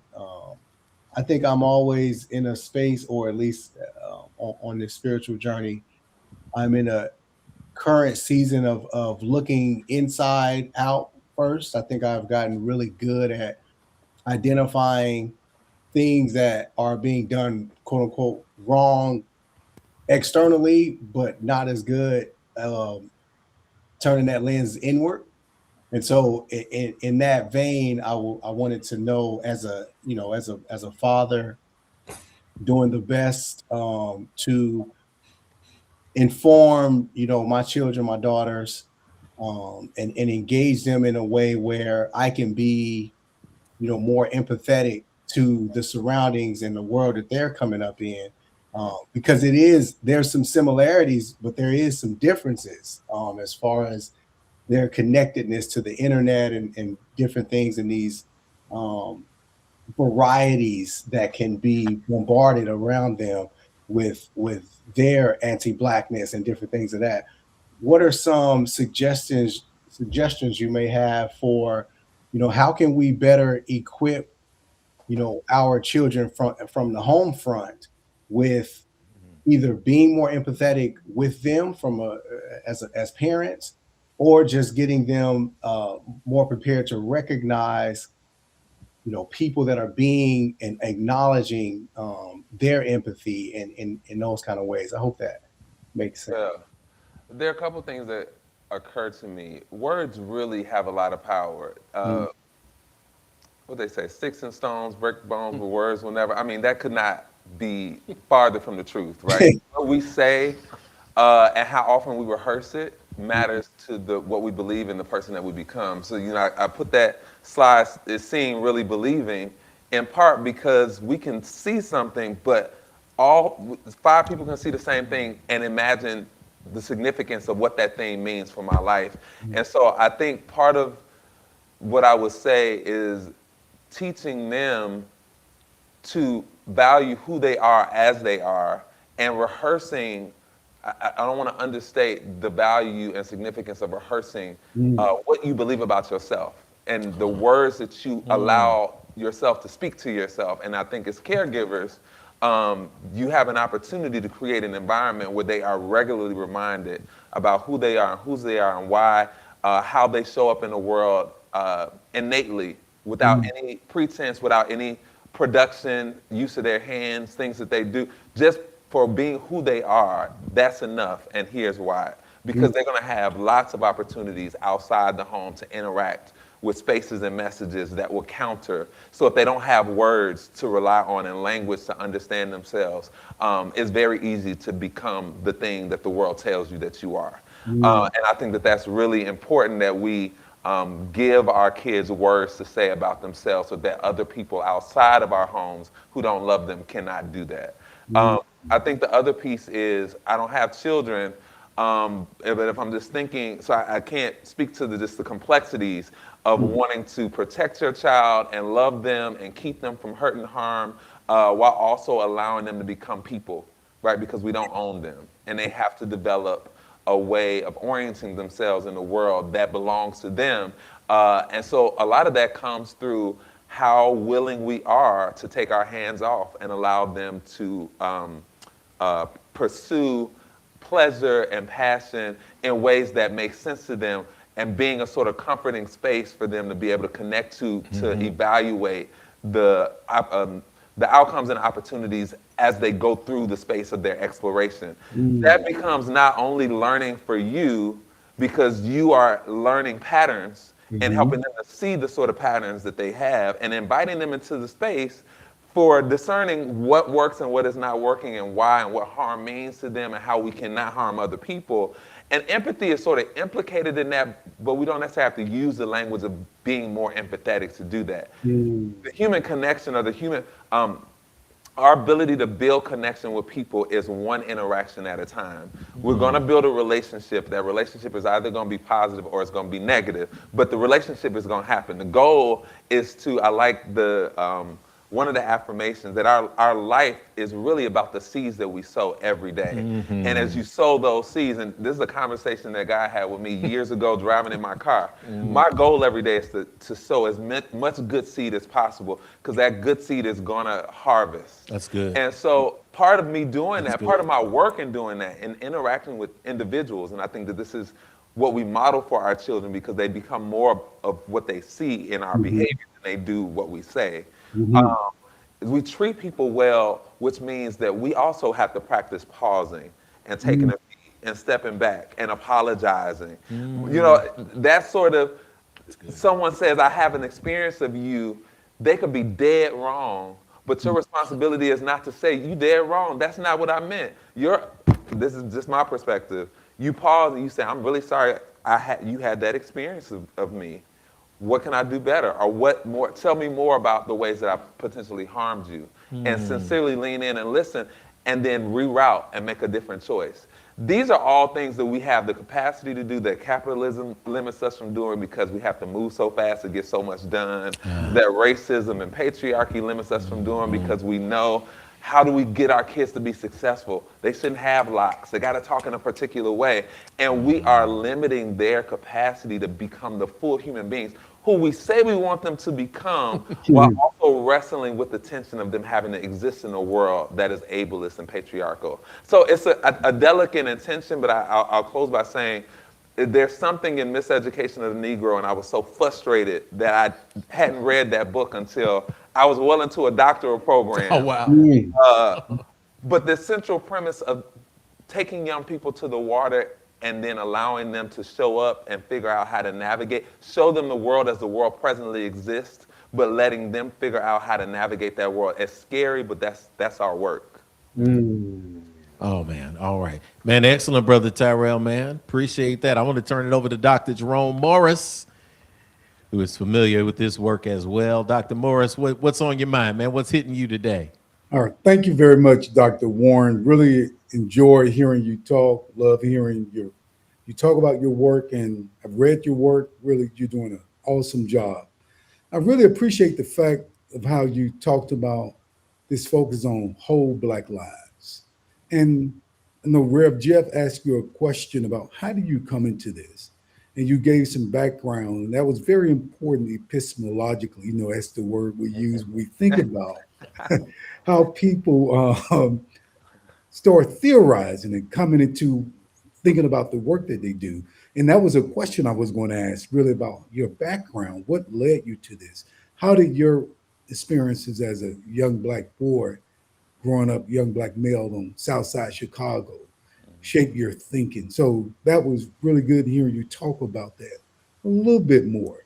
So one of the things I'm always interested in is I hear us talking about, you know, we talk about Black pain, we talk about Black suffering, and you sometimes hear folks talking about Black joy.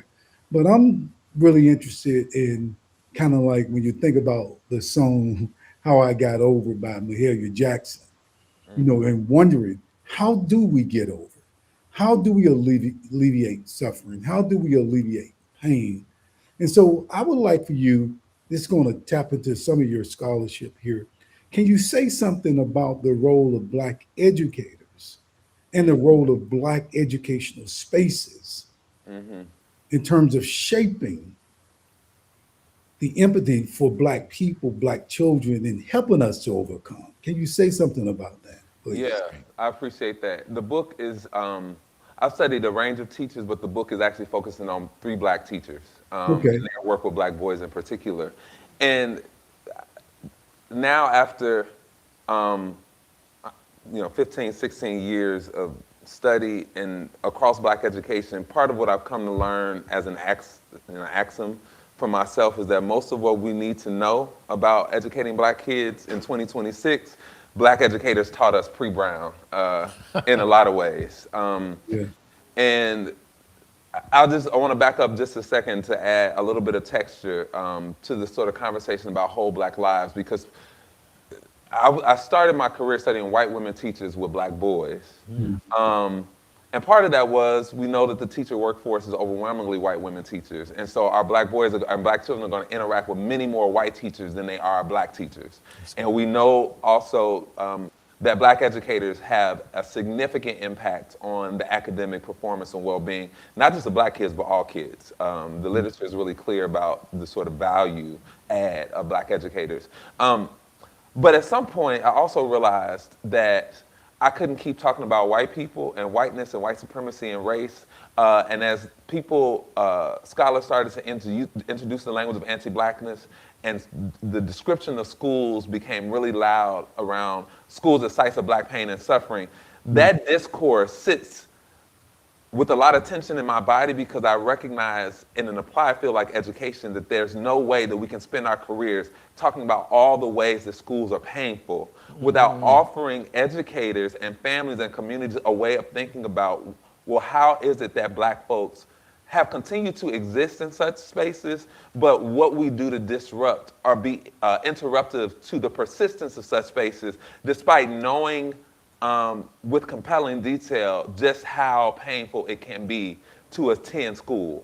That schools are dehumanizing social enterprises in many ways. And the best examples of schools that serve us are the schools of our own making.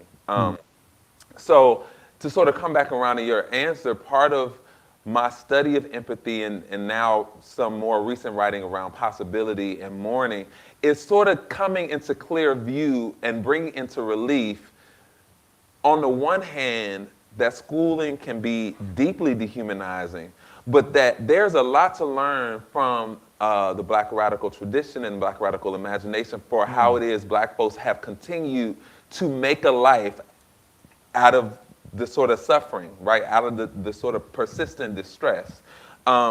And so part of how I come to that and think about Black education and Black educators and how Black folks carve out space is to say, we have not been conditioned to notice the ways that Black folks do abscond in plain sight.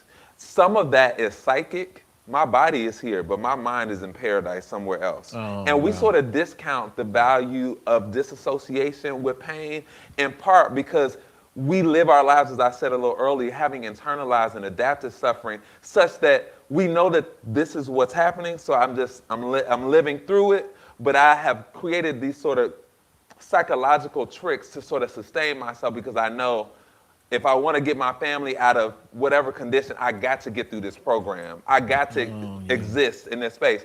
But sometimes, if we're lucky, there's a Black educator who has an office with all this Black art, and you can just come and sit for an hour and spend space and exhale.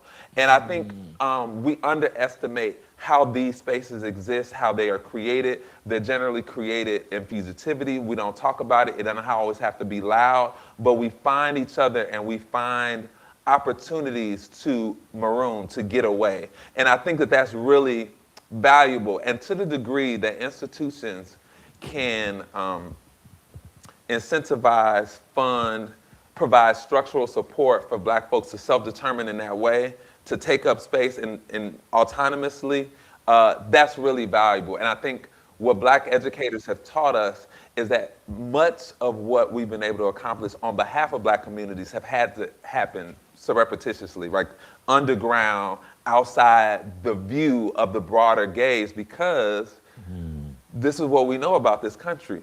We can't have very much, right? And once we get something, folks are trying to come and take it. So everything doesn't have to be loud and proud as much as we find ways to continue to build in secret. And some of that is that's the cultural codes and mores that have held our society together.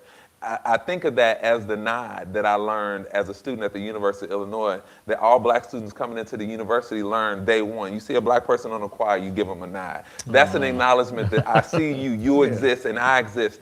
And that is a tool that sustains us as we move through what is otherwise a racially assaulted social enterprise. Oh man. Okay. I got a couple of questions. If you got a question for Dr. Warren right now, drop it in the chat right now. I'm going to bring one up on the screen. I think we had one from Keita, and I'm probably going to have to go over here or get to go over here. Thank good. Oh, it's on the screen. Okay, so we got a question coming in from the chat thread, and you all, we appreciate Dr. Warren and the time everybody's taking here. So if you've got a question, if you've got feedback or response you'd like to get up, by all means, drop it in the chat so I can read it off and we can get that. Okay, Nikita says, as an instructional coach working with teachers, the bulk of my work is trying to get to focus on building relationships, especially with Black males. How can I support them in developing empathy? How can she get her class, Her teachers? Yeah, she's an instructional coach. Yeah, I think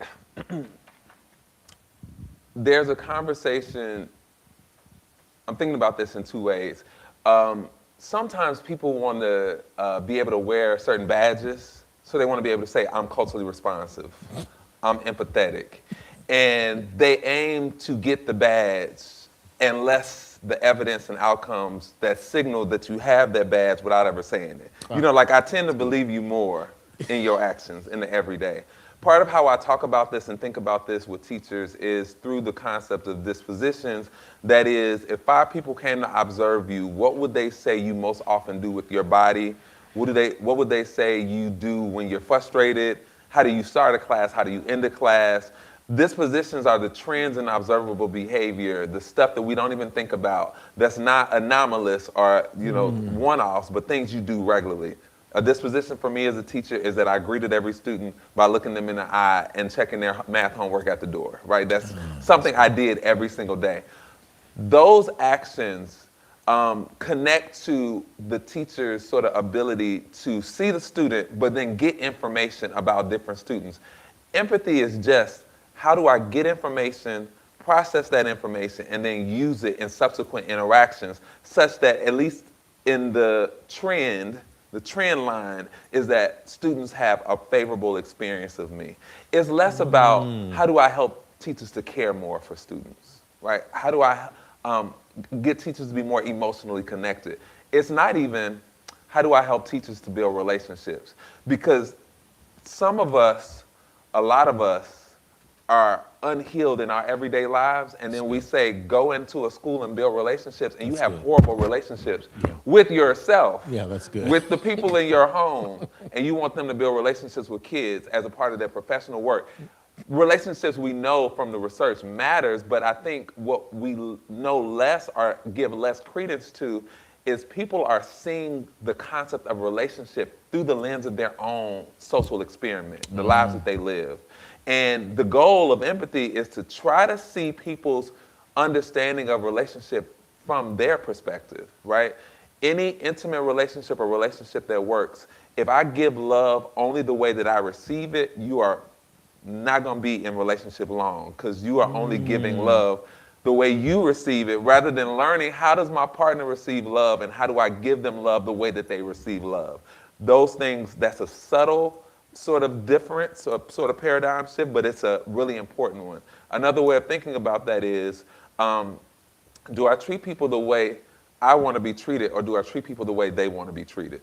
There's an additional burden when I have to consider, how do you actually want to be treated? Because then I need to try to adapt and change, not just in the moment, but my dispositions. How do I change my dispositions to better align with how you want to be treated?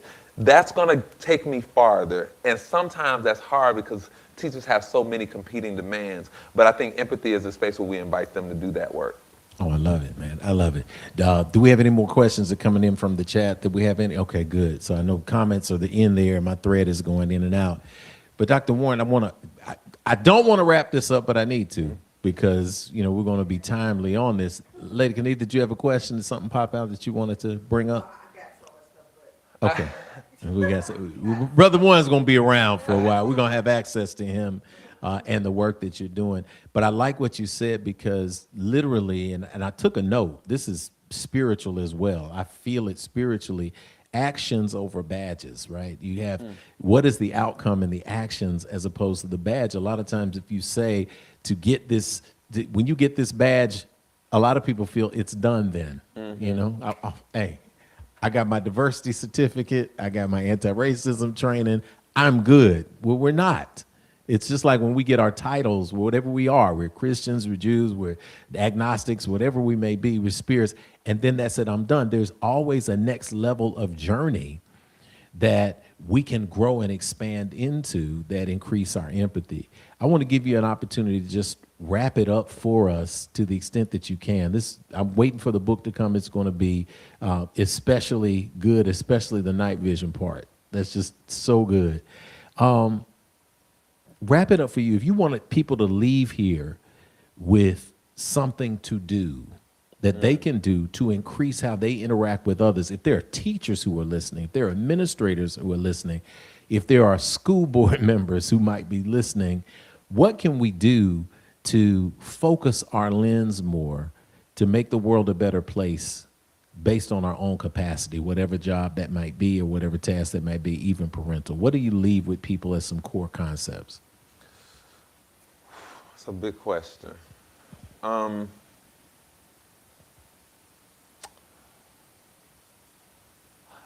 What's coming up for me is the importance of not discounting every social interaction, every opportunity to pass someone, to have coffee, whatever it is where you're interacting with people, that every one of those opportunities, we go back to, we're planting seeds, the glance, the kind word, the card, the how are you doing, I'm just thinking about you. Those things go a long way in helping people to feel seen.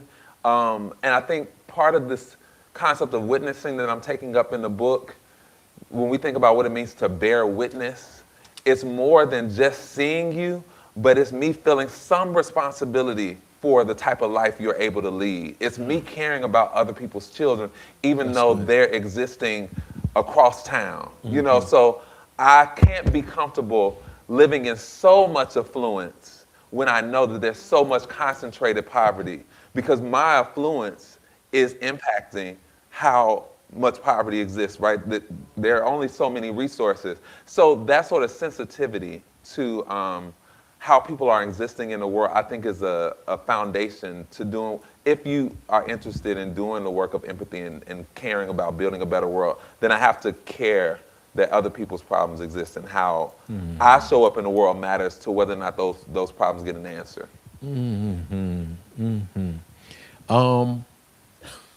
Now people are coming in with stuff. I want to give you two endings. It's so many. Listen, hit the replay. You're gonna have to get this book. Sister Deshauna says, "Thank you for your time in honor of Father's Day and your experience, Dr. Warren.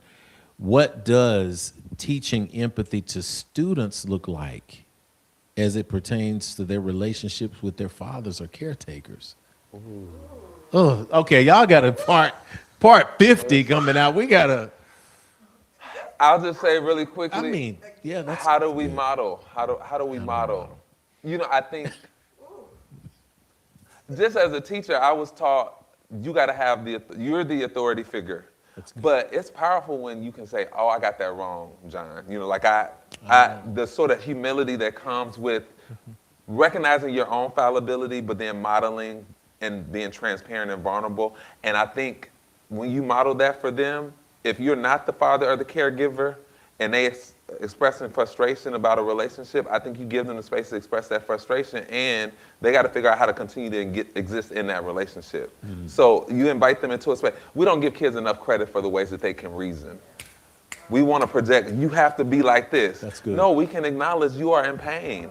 What does that pain feel like? Let's continue to think about, well, do you want to carry that pain? And what does it mean to get rid of that pain? I can't tell you how to get rid of it, but I can model for you how I've done it. And I can model for you in our relationship. So I think that's a start, but that's a huge question. That's a good one. That's a good one, though. But thank you, Shauna.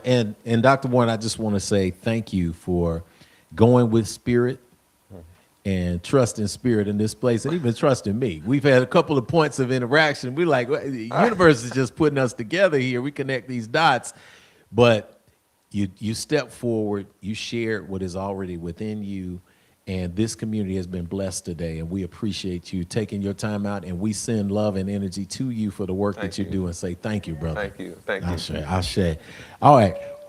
We got some announcements coming up. Before we do, I'm going to invite everybody to just close your eyes and bow your heads as we give thanks in this moment for today's message, for the energy that we're grateful for. God, we thank you for this opportunity today. Thank you for a physical space and a virtual space where we get the opportunity to truly be free, to talk about issues that may provide discomfort to some of us, to many of us, that focus the lens on looking inside us with both the day vision and the night vision that Dr. Warren talked of. We thank you for this opportunity because discomfort means growth. And so thank you for this opportunity to grow together. Thank you for the lessons that we have gleaned from this message today, from this service today, that we will show up in this place right now, and that we question our expectations, that we move with empathy, that is not that is more a mechanism of knowing that we are infinitely connected, that we question is seeing, really believing, that we value who we are as we are, that we focus on our actions and release the need to determine where other people are going. We release the need to wear our badges. We instead embrace, oh God, the concept of planting our seeds today. So maybe we continue to plant these seeds, maybe the seeds that have been planted with us intellectually, emotionally, anthropologically, epistemologically, in every single way that a seed has been planted, may we continue to grow from that which we have learned today. May we take them within our hearts to move into a space of empathy where it's needed and to stand confidently on a foundation of love. It is for these things that we proclaim into this space. We know them to be true, that we are ever grateful, and so it is. Amen and ashe. All right, y'all. All right. Well, y'all, before we get out of here, again, if you got a standing ovation, turn it in. But we're going to go ahead and get some energy coming up for our announcements today. A few things that we want to share with you before we get on out of here. And to do that, we're going to turn the screen over to Brother Terrence Brown Ortega. And Brother Terrence is going to bring us through our morning announcements to prep us for our standing ovations as we get ready to head on out of here. Brother Terrence, are you there? Good morning. Yes, I am. All right. Good morning, Infinity. This is Terrence Brown Ortega, and I'm excited to bring you some highlight announcements this morning. So here's your final notice on standing ovations. Get your form in on that job form if you'd like to be recognized for your accomplishment today as we close out service. Welcome to the month of June, the 6th month of the year of momentum. It's halftime of 2026. So we're rolling forward full steam ahead of the year, moving forward with the infinite power of growth and expansion.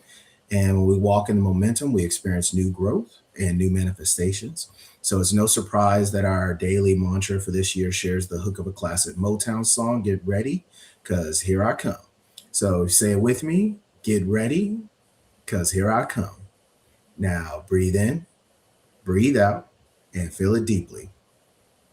Before we get to standing ovations, let's just get a few highlight announcements to you to take note of.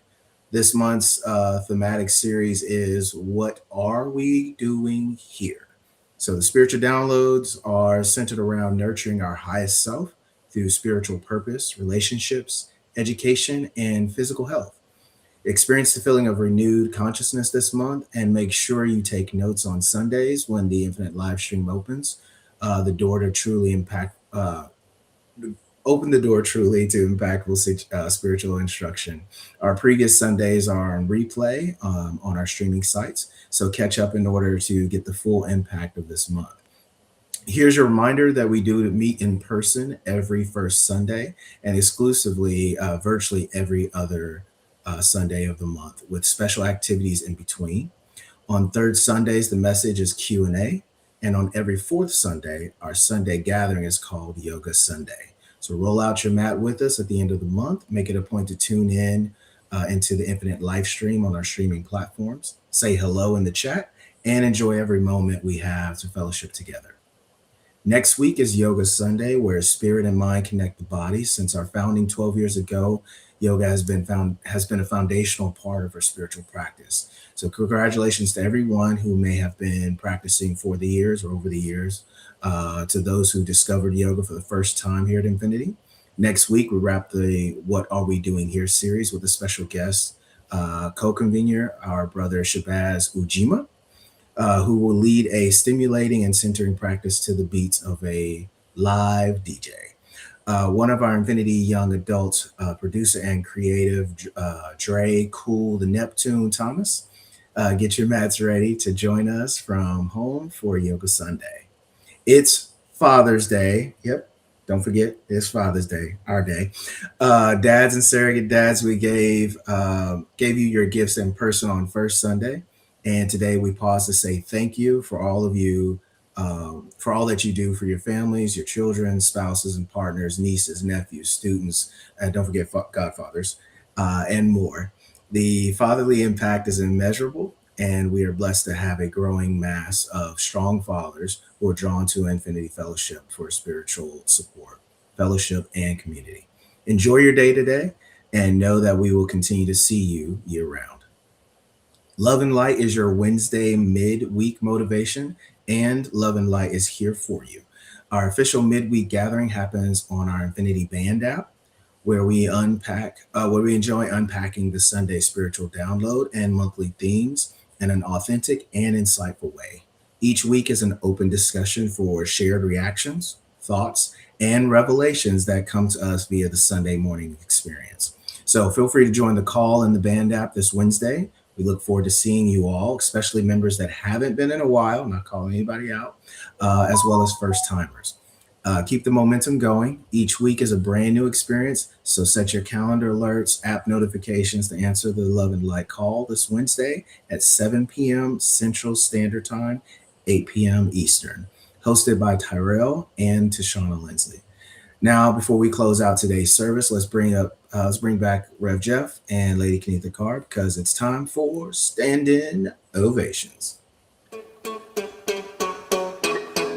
your vibration to a high elevation. It's time for the good news, our standing ovation.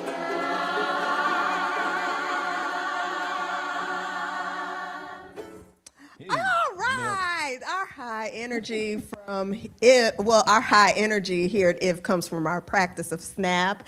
It's why we snap our fingers during this part of the service. We receive practical lessons and tools for our individual journeys. That is spirituality. We fellowship with like-minded spirits, like what we just did every week, and that's nurturing. We take what we learn and we actually apply it in our lives, and that's the action. And so then, if we do all of these things, then we see the most important thing, which is the progress, the proof that we are doing the exact actions that we have put into place. So let us pause to enjoy a collective moment of expansion and manifestation. And so when your name is called, please stand if you're able. If not, no worries. And we will snap our finger to affirm after it being read. And then at the very end, which is really awesome, we're going to give a thunderous standing ovation. Yay! Absolutely. So first standing ovation that we have here goes to Shakira King, who celebrated a wonderful 45th birthday this weekend. We missed the club on Saturday night because, you know, we got to come to church on Sunday. But we did not miss the party on Friday night. And we came through and had a great time at the surprise party to see her and CK, the family, everybody. We are sending you love. And we say 1, 2, 3. Happy birthday to ya. Happy birthday to ya. Happy birthday. Happy birthday, Shakira. All right, that was the birthday shout out that we had in here for our standing ovations today to see that Yes. we're in there. And did you have another standing I've got ovation? tons. I've got tons. So, Yeah. okay, so another happy birthday celebration is to our Carmen Ridley. I know we've celebrated that, but that was yesterday. And so I want us to go ahead and give her a birthday shout out to our little 1, 2, Carmen. 3. Happy birthday to ya. Happy birthday to ya. Happy birthday. Happy birthday. Carmen, everybody's growing up before our eyes. She held down our first Sunday service with the 24, music and 24 yes. years old. And I still remember when she was a Crazy.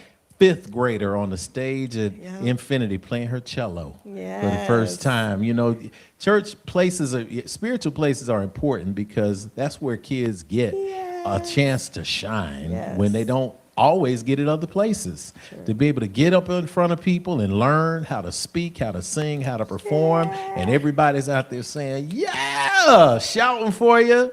I love it. That's what we do here. And it prepares you for when you go to college at Tennessee State like me. And if you sing a wrong note, you get booed out of the place. So you know you got to be good. You got to be good. And that's strong in there. Okay. Any other stand? I Yes. know you've got a few. Yes, Yeah. and so a wedding yesterday we attended. She's like my goddaughter. Yes. Trinae Phillips got married yesterday, and she's Trinae Hunter now. And so her and congratulations Stephen. Yes. to her and Stephen. We're so excited for your blessed matrimony, and congratulations to Trinae. And also I want to give you a shout out because it's Father's Day, Okay. and happy Father's Day for being such a wonderful man, I being appreciate such that. a wonderful father. So I just appreciate wanted that. to make sure you know. All right. Shout out to all my Father's Day. kids. Yes, Lord. I love being dad to y'all because y'all are hilarious and y'all are fun. And And y'all listen 5, to my honey. dad jokes. And shout out to Alter Dementia again for the accomplishments they made. Dr. Farron Epps, who I have an opportunity to work with, who is a co-founder of that organization. And shout out to them. I did not realize we were featured. Alter was featured in the New York Times. And I had a quote in the New York Times 2 weeks ago on the Wednesday online edition. And then somebody sent me a picture that it was actually on the front page of the national page. So I got a copy in the mail yesterday. So if you look at the Sunday Times from 2 weeks ago, there's a great full-page story on Alter on there, and a picture of Rev Jeff in his overalls and tie at the conference there, and it was a great quote. So honored to be a part of that organization and the healing that is going forth in the world for our people who are dealing with dementia, for our people who are aging well in our communities, and we send a shout out and a standing ovation to you. I've got one more ovation. Sister Angela Bartlett said, last Sunday, my dad walked, all caps, into the church building. I send that to Brother Bobby Bartlett because just a few months ago, Brother Bobby Bartlett had to have his leg amputated. Yes. So the leg was amputated, and during the amputation, a longtime wife, a Mother Bartlett, transitioned. So he had to deal with all of that, and recently had to deal with learning how to walk again with a prosthetic. So last Sunday, he walked into church of his own volition for the first time in several months. So we're sending a shout out to that. That's a heck of a standing ovation today.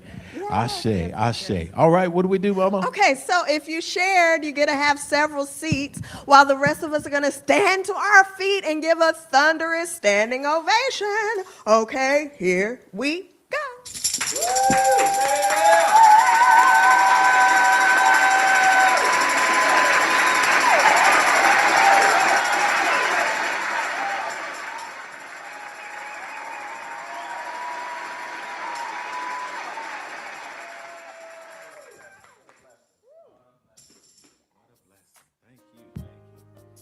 All right, as we have acted out, screamed and hollered, we have made it to the end of service today. So we want to say that we are grateful. We are grateful for our tech crew, Sister Alicia Hamer on the Infinite Life stream, Sister Kai and Sister Kamaria Carr on audio and sound and visual. Dr. Jerome Morris for joining us in the stream. Brother Tyrell Lindsley for joining us in the stream. Brother Terrence Brown Ortega for joining us in the stream. For everyone that is an Infinite Life streamer, to our esteemed speaker, Dr. Chezare A. Warren. We speak that all hearts and minds are clear, and as we are moving into this space that awaits our light, that you do something out there this week to continue to show up, to glow up, to grow up. If today's a brighter day and we are on our way, then we can begin to heal ourselves again. Oh, we remember yesterday, and yet today's the day. God's reminding me to look at you and see family.